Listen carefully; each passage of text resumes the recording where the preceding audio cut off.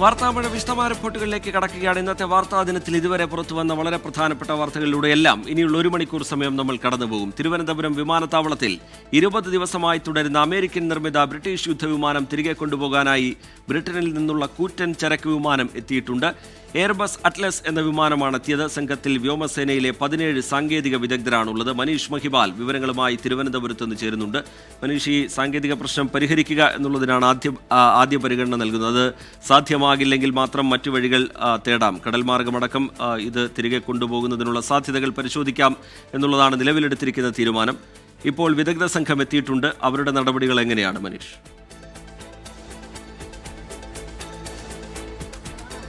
Sreejith, Britain പാർലമെന്റിലടക്കം വലിയ ചർച്ചാ വിഷയമായിട്ടുള്ള അവരുടെ യുദ്ധവിമാനം F-35B അതിന്റെ സാങ്കേതിക പ്രശ്നം പരിഹരിക്കാൻ വേണ്ടിയിട്ടുള്ള വിദഗ്ധ സംഘം എത്തുന്ന ദൃശ്യങ്ങളാണ് നമ്മൾ ഇപ്പോൾ കണ്ടത്. ക്യാമറമാൻ AS അഭിജിത്ത് പകർത്തിയ ദൃശ്യങ്ങളാണ്. വ്യോമസേന വിമാനമായിട്ടുള്ള എയർബസ് A400M അറ്റ്ലസ് എന്ന വിമാനത്തിലാണ് സംഘം എത്തിയത്. 17 അംഗ അതായത് വ്യോമസേനയിലെ 17 പേരും സാങ്കേതിക വിദഗ്ധരാണവർ. ഒപ്പം തന്നെ അമേരിക്കൻ വിമാന കമ്പനി ഈ F-35യുടെ നിർമ്മാണ കമ്പനിയിലെ സാങ്കേതിക വിദഗ്ധർ ഉണ്ട് എന്നുള്ള വിവരമുണ്ട്.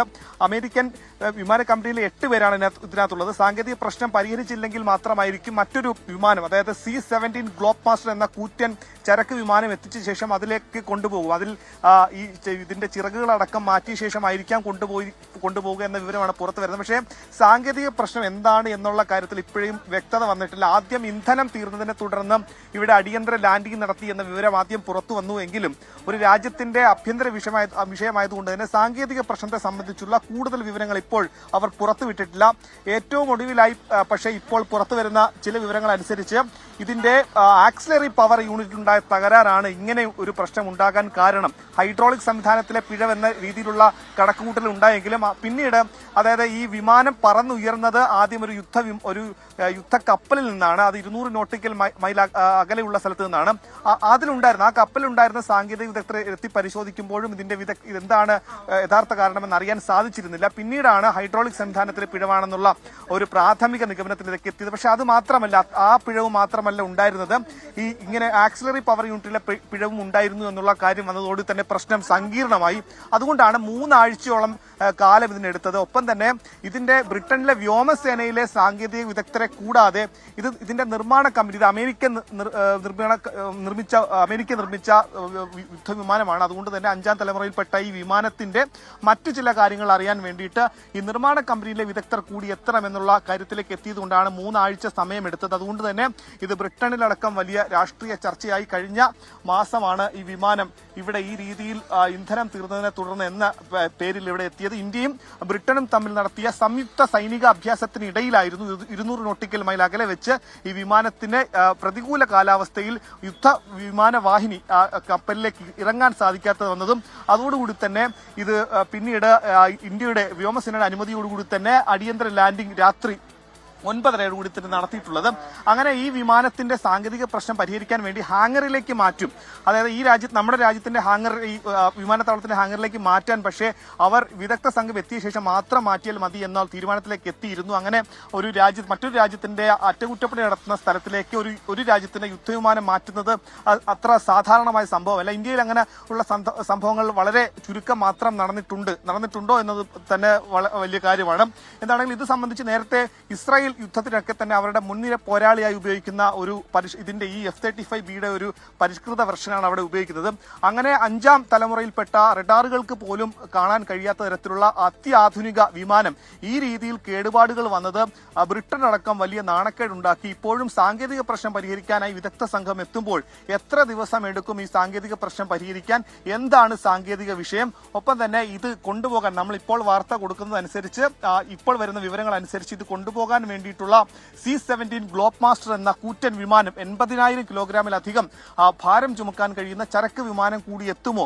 അതല്ല ഇത് ഇവിടെ വെച്ച് തന്നെ ഈ റൺവേയിൽ വെച്ച് തന്നെ ഇപ്പോൾ കിടക്കുന്ന ഡൊമസ്റ്റിക് ബേ 5-ലാണ് അവിടെ വെച്ച് തന്നെ ഇതിന്റെ പ്രശ്നം പരിഹരിക്കാൻ സാധിക്കും. ഇപ്പോൾ നിലവിൽ ഈ വിമാനത്തിലെത്തിയ സംഘം 25 പേർ സംഘം അവിടെ നിന്നും വിമാനത്തിൽ നിന്ന് ഇറങ്ങി അവർ പോയിട്ടുണ്ട്. അവർ മറ്റ് കാര്യങ്ങളൊക്കെ തന്നെ പരിശോധിക്കാൻ വേണ്ടിയിട്ട് പോയിട്ടുണ്ട്. അതിനുശേഷം മാത്രമായിരിക്കും മറ്റുള്ള കാര്യങ്ങൾ നമുക്ക് ലഭ്യമാവുക. ഇന്ന് തന്നെ ഇന്ത്യയുടെ ആഭ്യന്തര വിമാനത്താവളത്തിൽ ഹാങ്ങറിലേക്ക് മാറ്റുമോ തുടങ്ങിയ കാര്യങ്ങൾ കൂടി ലഭ്യമാകാനുണ്ട്. മനീഷ് മഹിപാലാണ് വിവരങ്ങൾ നൽകിക്കൊണ്ടിരിക്കുന്നത്. തിരുവനന്തപുരം വിമാനത്താവളത്തിൽ അടിയന്തരമായി ലാൻഡ് ചെയ്യേണ്ടി വന്ന F-35B എന്ന ബ്രിട്ടീഷ് യുദ്ധവിമാനത്തിന്റെ അറ്റകുറ്റപ്പണികൾക്കായി ഇംഗ്ലണ്ടിൽ നിന്നുള്ള വിദഗ്ധ സംഘം തിരുവനന്തപുരത്തേക്ക് എത്തിയിരിക്കുകയാണ്. അവരെത്തുന്നതിൻ്റെ ദൃശ്യങ്ങളാണ് പ്രേക്ഷകർ കാണുന്നത്. 25 പേരടങ്ങുന്ന വിദഗ്ധ സംഘമാണ്. ഇതിൻ്റെ സാങ്കേതിക തകരാർ പരിഹരിച്ചതിന് ശേഷം വിമാനം പറത്തി തിരികെ കൊണ്ടുപോകാൻ കഴിയും എന്ന പ്രതീക്ഷ വെച്ചു പുലർത്തുന്നുണ്ട്. പക്ഷേ അത് സാധ്യമായില്ല എങ്കിൽ മറ്റ് നടപടികളിലേക്ക് കടക്കേണ്ടി വരും. ബ്രിട്ടീഷ് എയർഫോഴ്സിലെ എഞ്ചിനീയർമാർക്കൊപ്പം വിമാനം നിർമ്മിച്ച ലോക്ഹീഡ് മാർട്ടിൻ കമ്പനിയുടെ വിദഗ്ധരും ഈ സംഘത്തിൽ ഉണ്ട്. യുദ്ധവിമാനം കേടുപാടുകൾ തീർത്ത് തിരിച്ച് പറത്തിക്കൊണ്ടുപോകാൻ കഴിയുമോ എന്നുള്ളതാണ് ഇവർ നോക്കുന്നത്.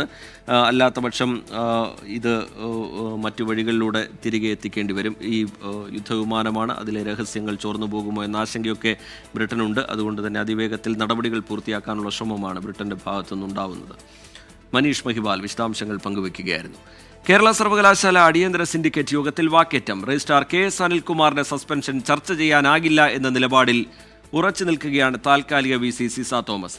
ഇടത് സിൻഡിക്കേറ്റ് അംഗം കോടതിയെ ഫേസ്ബുക്കിലൂടെ അപമാനിച്ചുവെന്നാരോപിച്ച് BJP സിൻഡിക്കേറ്റ് അംഗങ്ങൾ രംഗത്തെത്തിയിട്ടുണ്ട്. സലീം മാലിക് വിവരങ്ങളുമായി ചേരുന്നുണ്ട് തിരുവനന്തപുരത്ത് നിന്ന്. സലീം, ഈ ഗവർണർ സർക്കാർ പോരൊക്കെ ഒരു ഭാഗത്ത് നിലനിൽക്കുന്നു. അതിനിടയിൽ രജിസ്ട്രാറെ സസ്പെൻഡ് ചെയ്തുകൊണ്ടുള്ള VCയുടെ നടപടി, അത് സിൻഡിക്കേറ്റിൽ ആ വിഷയം ചർച്ച ചെയ്യണം എന്നുള്ള ആവശ്യം ഇടതംഗങ്ങൾ ഉയർത്തുന്നുണ്ട്. പക്ഷേ താൽക്കാലിക VC അതിന് സന്നദ്ധമാവുന്നില്ല എന്നാണ് മനസ്സിലാക്കുന്നത്. എന്താണ് സിൻഡിക്കേറ്റിൽ സംഭവിക്കുന്നത് സലീം മാലിക്? രജിത്ത്, അടിയന്തര സിൻഡിക്കേറ്റ് യോഗത്തിൽ വലിയ തർക്കം സംഭവിക്കുന്നുണ്ട് എന്നുള്ളതാണ് നമ്മളിപ്പോൾ മനസ്സിലാക്കുന്നത്. കാരണം ഇടയ്ക്കിടയ്ക്ക് വലിയ ശബ്ദവും മുദ്രാവാക്യം വിളികളും ഒക്കെ നമുക്ക് സിൻഡിക്കേറ്റ് യോഗത്തിൽ നിന്ന് നമുക്ക് താഴെ ആ വാർത്ത റിപ്പോർട്ട് ചെയ്യാനായി എത്തുമ്പോൾ തന്നെ കേൾക്കാം. നമ്മൾ അതിൽ നിന്നും അകത്തുനിന്ന് മനസ്സിലാക്കുന്നതനുസരിച്ച് ഈ സസ്പെൻഷൻ നടപടി VC റിപ്പോർട്ട് ചെയ്തിട്ടുണ്ട്, ഈ സിൻഡിക്കേറ്റ് യോഗത്തിൽ റിപ്പോർട്ട് ചെയ്തിട്ടുണ്ട്. റിപ്പോർട്ട് ചെയ്തപ്പോഴാണ് ഇടതംഗങ്ങൾ ആ വിഷയത്തിൽ ചർച്ച ആവശ്യമുണ്ട് എന്ന് പറഞ്ഞത്. പക്ഷേ അത് ഈ സസ്പെൻഷൻ നടപടി റിപ്പോർട്ട് ചെയ്യുക മാത്രമാണ് അജണ്ട എന്നാണ് സിസ തോമസ് നിലപാടെടുത്തത്. അതല്ലാതെ അതിൽ ഏതെങ്കിലും നിലയിലുള്ള ചർച്ചയ്ക്ക് തയ്യാറായില്ല. ഇടത് സിൻഡിക്കേറ്റ് അംഗങ്ങളും ഒപ്പം തന്നെ കോൺഗ്രസിന്റെ ഒരു സിൻഡിക്കേറ്റ് അംഗവും ആവർത്തിച്ച് ആവശ്യപ്പെട്ടിട്ടും ഇക്കാര്യത്തിൽ നിലപാട് തിരുത്താനോ നിലപാട് മയപ്പെടുത്താനോ സിസ തോമസ് തയ്യാറായിട്ടില്ല. അതിനിടയിൽ VCക്ക് പിന്തുണയുമായി BJP സിൻഡിക്കേറ്റ് അംഗങ്ങൾ കൂടി എത്തുകയും അതിനുശേഷം ഇടത് സിൻഡിക്കേറ്റ് അംഗങ്ങളിൽ ഒരാൾ ഫേസ്ബുക്കിലൂടെ കോടതിയെ ഉൾപ്പെടെ അപമാനിച്ച് ഈ വിഷയത്തിൽ നിലപാടെടുത്തു എന്ന് പറയുകയും ചെയ്തു. അതോടുകൂടി വലിയ വാക്കേറ്റമാണ് ഇപ്പോൾ ഇവിടെ ഈ സിൻഡിക്കേറ്റ് യോഗത്തിൽ നടക്കുന്നത്. സിൻഡിക്കേറ്റ് യോഗത്തിൽ ഈ വിഷയം ചർച്ച ചെയ്യണം എന്നുള്ളത് മാത്രമല്ല ഇവിടെ ഇടതംഗങ്ങളുടെ ആവശ്യം. ഈ ചർച്ച ചെയ്തതിനു ശേഷം ഇത് നിയമവിരുദ്ധമായാണ് ഇത്തരത്തിൽ രജിസ്ട്രാറെ സസ്പെൻഡ് ചെയ്തിരിക്കുന്നത്, ആ നടപടി പിൻവലിക്കണം എന്നൊരാവശ്യം കൂടി അവർ ഉയർത്തുകയും ചെയ്യുന്നുണ്ട്. നിലവിൽ 2 സത്യവാങ്മൂലങ്ങൾ നാളെ കോടതിയിലേക്ക് പോകാനാണ് ഇത്തരത്തിലൊരു സാധ്യത ഇപ്പോൾ നിലനിൽക്കുന്നത്. കാരണം ഏതെങ്കിലും തരത്തിലുള്ള ഒരു അനുനയത്തിന്റെ സൂചനകൾ യോഗത്തിൽ നിന്ന് ലഭിക്കുന്നില്ല. അതുകൊണ്ട് തന്നെ നാളെ കോടതി ഈ വിഷയം പരിഗണിക്കുകയാണ്. വിഷയം പരിഗണിക്കുമ്പോൾ യൂണിവേഴ്സിറ്റിയുടെ ഭാഗത്ത് നിന്ന് തന്നെ 2 സത്യവാങ്മൂലങ്ങൾ നൽകാനാണ് നിലവിൽ ഉണ്ടാവുക. അതിലൊന്ന് സിൻഡിക്കേറ്റിന് വലിയ ഭൂരിപക്ഷം സിൻഡിക്കേറ്റിൽ ഇടതംഗങ്ങൾക്കുണ്ട്. അതുകൊണ്ട് തന്നെ ഇടതംഗങ്ങളുടെ ഭാഗത്ത് നിന്ന് ഒരു സിൻഡിക്കേറ്റിൻ്റേത് എന്ന നിലയിൽ ഒരു സത്യവാങ്മൂലം ഉണ്ടാകും. അതിന് വിയോജനക്കുറിപ്പ് യോഗത്തിൽ തന്നെ സിസ തോമസ് അതിനെ വിയോജിക്കും എന്നുള്ള കാര്യത്തിലും തർക്കമില്ല. അങ്ങനെയാണെങ്കിൽ വൈസ് ചാൻസലറുടേത് എന്ന നിലയിൽ സിസ തോമസിന്റെ ഭാഗത്ത് നിന്ന് മറ്റൊരു സത്യവാങ്മൂലം കൂടി നൽകുകയും ചെയ്യും. അതോടുകൂടി രജിസ്ട്രാറെ സസ്പെൻഡ് ചെയ്ത നടപടി മറ്റൊരു തലത്തിലേക്ക്, അത് കോടതി തന്നെ ഇടപെടേണ്ട ഒരു സാഹചര്യം ഉണ്ടാവുകയും ചെയ്യും. ഒരുപക്ഷെ ഇന്ന് മറ്റൊരു സാധ്യത നിലനിൽക്കുന്നത് ഈ സിൻഡിക്കേറ്റിന് വലിയ ഭൂരിപക്ഷമുള്ള ഇടതംഗങ്ങൾക്ക് വലിയ ഭൂരിപക്ഷമുള്ള സിൻഡിക്കേറ്റ് ആയതിനാൽ തന്നെ ആ തീരുമാനം നിലവിൽ ഈ രജിസ്ട്രാറെ സസ്പെൻഡ് ചെയ്ത നടപടി റദ്ദാക്കുന്നു എന്നൊരു തീരുമാനം ഒരുപക്ഷെ സിൻഡിക്കേറ്റിന് എടുക്കാൻ കഴിയും. പക്ഷേ അത് VC അംഗീകരിക്കാത്തിടത്തോളം കാലം അതിൽ തീരുമാനം പിന്നീട് വൈകുകയും ചെയ്യും. അതുകൊണ്ട് തന്നെ കോടതിയിലാകും തുടർ നടപടികളെല്ലാം ഉണ്ടാവുക എന്നുള്ളതാണ് നമ്മൾ മനസ്സിലാക്കുന്നത്. എന്തായാലും സിൻഡിക്കേറ്റ് യോഗം ഇപ്പോഴും പുരോഗമിക്കുകയാണ്. റിജിത്ത്, ശരി, രജിസ്ട്രാറുടെ സസ്പെൻഷൻ അത് അജണ്ടയിൽ ഉൾപ്പെട്ട വിഷയമല്ല എന്ന നിലപാടാണ് താൽക്കാലിക VC സിസ തോമസ് സ്വീകരിച്ചത്. ആ വിഷയം ചർച്ച ചെയ്യാൻ കഴിയില്ല എന്നുള്ള നിലപാട് താൽക്കാലിക VC സ്വീകരിച്ചു. അതിൽ വലിയ പ്രതിഷേധം സിൻഡിക്കേറ്റിലെ ഇടതംഗങ്ങളുടെ ഭാഗത്തുനിന്നുണ്ടായി. രാജ്യസുരക്ഷയെ ബാധിക്കുന്ന വിവരങ്ങൾ പാകിസ്ഥാന് കൈമാറിയതിന് അറസ്റ്റിലായ യൂട്യൂബർ ജ്യോതി മൽഹോത്ര കേരളത്തിലെത്തിയത് ടൂറിസം വകുപ്പിന്റെ ക്ഷണത്തിൽ. യാത്രയും താമസവും ഒരുക്കിയത് ടൂറിസം വകുപ്പാണെന്ന് വിവരാവകാശ രേഖ വ്യക്തമാക്കുന്നു. വാർത്ത പുറത്തു കൊണ്ടുവന്ന മാധ്യമങ്ങളെ പഴിക്കുകയാണ് മന്ത്രി PA മുഹമ്മദ് റിയാസ്. വിനോദസഞ്ചാര കേന്ദ്രങ്ങളുടെ പ്രചാരണത്തിനായാണ് ടൂറിസം വകുപ്പ് 41 ബ്ലോഗർമാരെ കേരളത്തിലേക്ക് ക്ഷണിച്ചത്. ദൃശ്യങ്ങൾ പകർത്താനുള്ള സൗകര്യം, വേതനം, ഭക്ഷണം, താമസം തുടങ്ങിയ സൗകര്യങ്ങൾ സർക്കാർ ഒരുക്കി. സ്വകാര്യ ഏജൻസിക്ക് ഇതിനുള്ള കരാറും സർക്കാർ നൽകി. 2024 ജനുവരി മുതൽ 2025 മെയ് വരെയാണ് സർക്കാർ വ്ളോഗർമാരെ ക്ഷണിച്ചത്. ഇതിലാണ് ചാരവൃത്തി കേസിൽ അറസ്റ്റിലായ ജ്യോതി മൽഹോത്രയും ഉൾപ്പെട്ടത്. ഇത് വ്യക്തമാക്കുന്ന വിവരാവകാശ രേഖയാണ് പുറത്തുവന്നിരിക്കുന്നത്. കഴിഞ്ഞ ജനുവരിയിലാണ് ജ്യോതി മൽഹോത്ര കേരളത്തിലെത്തിയത്. തന്ത്രപ്രധാനമായ ഇടങ്ങൾ സന്ദർശിക്കുകയും ദൃശ്യങ്ങൾ പകർത്തുകയും ചെയ്തു. ചാരവൃത്തി കേസുമായി ബന്ധപ്പെട്ട് ജ്യോതി മൽഹോത്രയുടെ സന്ദർശന വിവരങ്ങൾ അന്വേഷണ ഏജൻസികൾ ശേഖരിച്ചെങ്കിലും ഒന്നും പുറത്തുവിട്ടിരുന്നില്ല. അന്വേഷണം നടക്കുന്നതിന് ഇടയിലാണോ ജ്യോതി മൽഹോത്ര കേരളത്തിലെത്തിയതെന്ന് ടൂറിസം വകുപ്പ് വ്യക്തമാക്കിയിട്ടില്ല. ചാരവൃത്തി ചെയ്യുന്നവരെ ബോധപൂർവം കൊണ്ടുവരുമെന്ന് ആരെങ്കിലും കരുതുന്നുണ്ടോ എന്നാണ് ടൂറിസം വകുപ്പ് മന്ത്രി മുഹമ്മദ് റിയാസിന്റെ പ്രതികരണം. ജനങ്ങൾക്ക് അറിയാലോ, ചാരപ്രവർത്തിക്ക് വേണ്ടിയിട്ട് ഓരോവിടെ വിളിച്ച് അതിൻ്റെ എല്ലാ സൗകര്യം ചെയ്തു കൊടുക്കുന്ന സർക്കാരോ മന്ത്രിമാരാണോ കേരളത്തിൽ? അല്ല, നമ്മൾ എല്ലാം നല്ല ഉദ്ദേശത്തോടെയാണല്ലോ ചെയ്യുന്നത്. എത്രയോ കാലമായി കേരളത്തിൽ എങ്ങനെയാണോ ഇത്തരം കാര്യങ്ങൾ ചെയ്യുന്നത് അതുപോലെയാണ് ടൂറിസം വകുപ്പ് ഇപ്പോഴും ചെയ്യുന്നത് എല്ലാ കാര്യങ്ങളും. വിഷയം താൻ നേരത്തെ ഉന്നയിച്ചിരുന്നുവെന്നാണ് BJP നേതാവ് കെ സുരേന്ദ്രന്റെ ഫേസ്ബുക്ക് പോസ്റ്റ്. രാജ്യസുരക്ഷയെ ബാധിക്കുന്ന വിവരങ്ങൾ കൈമാറിയ കേസിൽ നിലവിൽ ജയിലിലാണ് ജ്യോതി മൽഹോത്ര. 24 കൊച്ചി. ആറന്മുള വിമാനത്താവള വിവാദ ഭൂമിയിൽ വീണ്ടും സ്വകാര്യ കമ്പനിയുടെ ഇലക്ട്രോണിക് ക്ലസ്റ്റർ പദ്ധതിക്കായി IT വകുപ്പ് നീക്കം. പദ്ധതിയുടെ സാധ്യതകൾ തേടി വീണ്ടും പത്തനംതിട്ട കളക്ടർക്ക് IT സ്പെഷ്യൽ സെക്രട്ടറി കത്ത് നൽകി. കത്തും ചീഫ് സെക്രട്ടറി തല സമിതി തീരുമാനങ്ങളുടെ മിനിറ്റ്സും 24-ന് ലഭിച്ചു. മുഖ്യമന്ത്രിയുടെ നിർദ്ദേശപ്രകാരം കഴിഞ്ഞ മാസം 10-നായിരുന്നു ചീഫ് സെക്രട്ടറി തല യോഗം. യോഗത്തിൽ IT, റവന്യൂ, കൃഷി, നിയമ, പരിസ്ഥിതി വകുപ്പ് സെക്രട്ടറിമാർ പങ്കെടുത്തു. പദ്ധതി പ്രദേശം 90% നിലമാണെന്നും ഡേറ്റാ ബാങ്കിൽ ഉൾപ്പെടുന്നതാണെന്നുമുള്ള കൃഷി വകുപ്പിന്റെ റിപ്പോർട്ട് അംഗീകരിച്ചുകൊണ്ട് പദ്ധതി നിർദ്ദേശം നിരാകരിക്കാനായിരുന്നു യോഗ തീരുമാനം. ഒപ്പം ആറന്മുള വിമാനത്താവളത്തിന്റെ പേരിൽ നികത്തിയ ഭൂമി പൂർവ്വസ്ഥിതിയിലാക്കാനും തീരുമാനിച്ചു. ഇത്തരം പദ്ധതി നിർദ്ദേശങ്ങൾ സമർപ്പിക്കുന്നതിന് മുൻപ് സ്വീകരിക്കേണ്ട നടപടികളെക്കുറിച്ച് KSITIL MD നിർദ്ദേശങ്ങൾ നൽകാനും തീരുമാനിച്ചിരുന്നു. എന്നാൽ ടോഫൽ നൽകിയ പദ്ധതി അതേപടി വിട്ടുകളയാൻ IT വകുപ്പ് തയ്യാറല്ല. വീണ്ടും പത്തനംതിട്ട കളക്ടറിൽ നിന്നും ഈ മാസം 2-ന് IT സ്പെഷ്യൽ സെക്രട്ടറി റിപ്പോർട്ട് തേടി. പദ്ധതി പ്രദേശത്തിന്റെ വിവിധ വിവരങ്ങൾക്കൊപ്പം പദ്ധതി നിർദ്ദേശങ്ങളും കളക്ടറോട് പരിശോധിക്കാനാണ് ആവശ്യപ്പെട്ടിരിക്കുന്നത്. KGS പേരുമാറ്റി സ്ഥാപിച്ച ടോഫൽ കമ്പനിയുടെ പദ്ധതി നിർദ്ദേശം ഉന്നതതല സമിതി തള്ളിയിട്ടും വീണ്ടും IT വകുപ്പ് നടത്തിയ നീക്കം ദുരൂഹത വർദ്ധിപ്പിക്കുന്നു. 24 തിരുവനന്തപുരം. ഇപ്പോൾ ലഭിക്കുന്ന വളരെ പ്രധാനപ്പെട്ട ഒരു വാർത്തയിലേക്കാണ്. കേരള സർവകലാശാല രജിസ്ട്രാർ KS അനിൽകുമാറിന്റെ സസ്പെൻഷൻ റദ്ദാക്കി. സിൻഡിക്കേറ്റ് അങ്ങനെ ഒരു തീരുമാനമെടുത്തു എന്നാണ് നമ്മൾ മനസ്സിലാക്കുന്നത്. വലിയ തർക്കങ്ങൾ, ബഹളങ്ങളൊക്കെ സിൻഡിക്കേറ്റ് യോഗത്തിലുണ്ടായിരുന്നു. ഈ വിഷയം തന്നെ ചർച്ച ചെയ്യാൻ കഴിയില്ല എന്ന നിലപാട് താൽക്കാലിക VC സിസ തോമസ് നേരത്തെ സ്വീകരിച്ചിരുന്നു. അതിനെതിരെ വലിയ പ്രതിഷേധം ഇടതംഗങ്ങളുടെ ഭാഗത്തുനിന്നുണ്ടായി. അതിന് പിന്നാലെ ഇപ്പോഴിതാ രജിസ്ട്രാർ KS അനിൽകുമാറിന്റെ സസ്പെൻഷൻ റദ്ദാക്കി എന്ന വിവരമാണ് പുറത്തുവരുന്നത്. പക്ഷേ VCയുടെ നിലപാടും തീരുമാനവും ഇതിൽ നിർണായകമാണ്. സിൻഡിക്കേറ്റിന് അങ്ങനെ ഒരു തീരുമാനമെടുക്കാം, പക്ഷേ അതിൻ്റെ കടിഞ്ഞാടിരിക്കുന്നത് VCയിൽ തന്നെയാണ് എന്നുള്ളതും ശ്രദ്ധേയമാണ്. സലീം മാലിക് വിവരങ്ങളുമായി ചേരുന്നത്. സലീം, ഈ നിയമന അതോറിറ്റി എന്നുള്ളത് സിൻഡിക്കേറ്റാണ്. ആ സസ്പെൻഷൻ റദ്ദാക്കിക്കൊണ്ടുള്ള സിൻഡിക്കേറ്റിൻ്റെ തീരുമാനം വരുന്നു. പക്ഷേ ഇതിൽ VCയുടെ തീരുമാനവും നിർണായകമാണല്ലോ സലീം.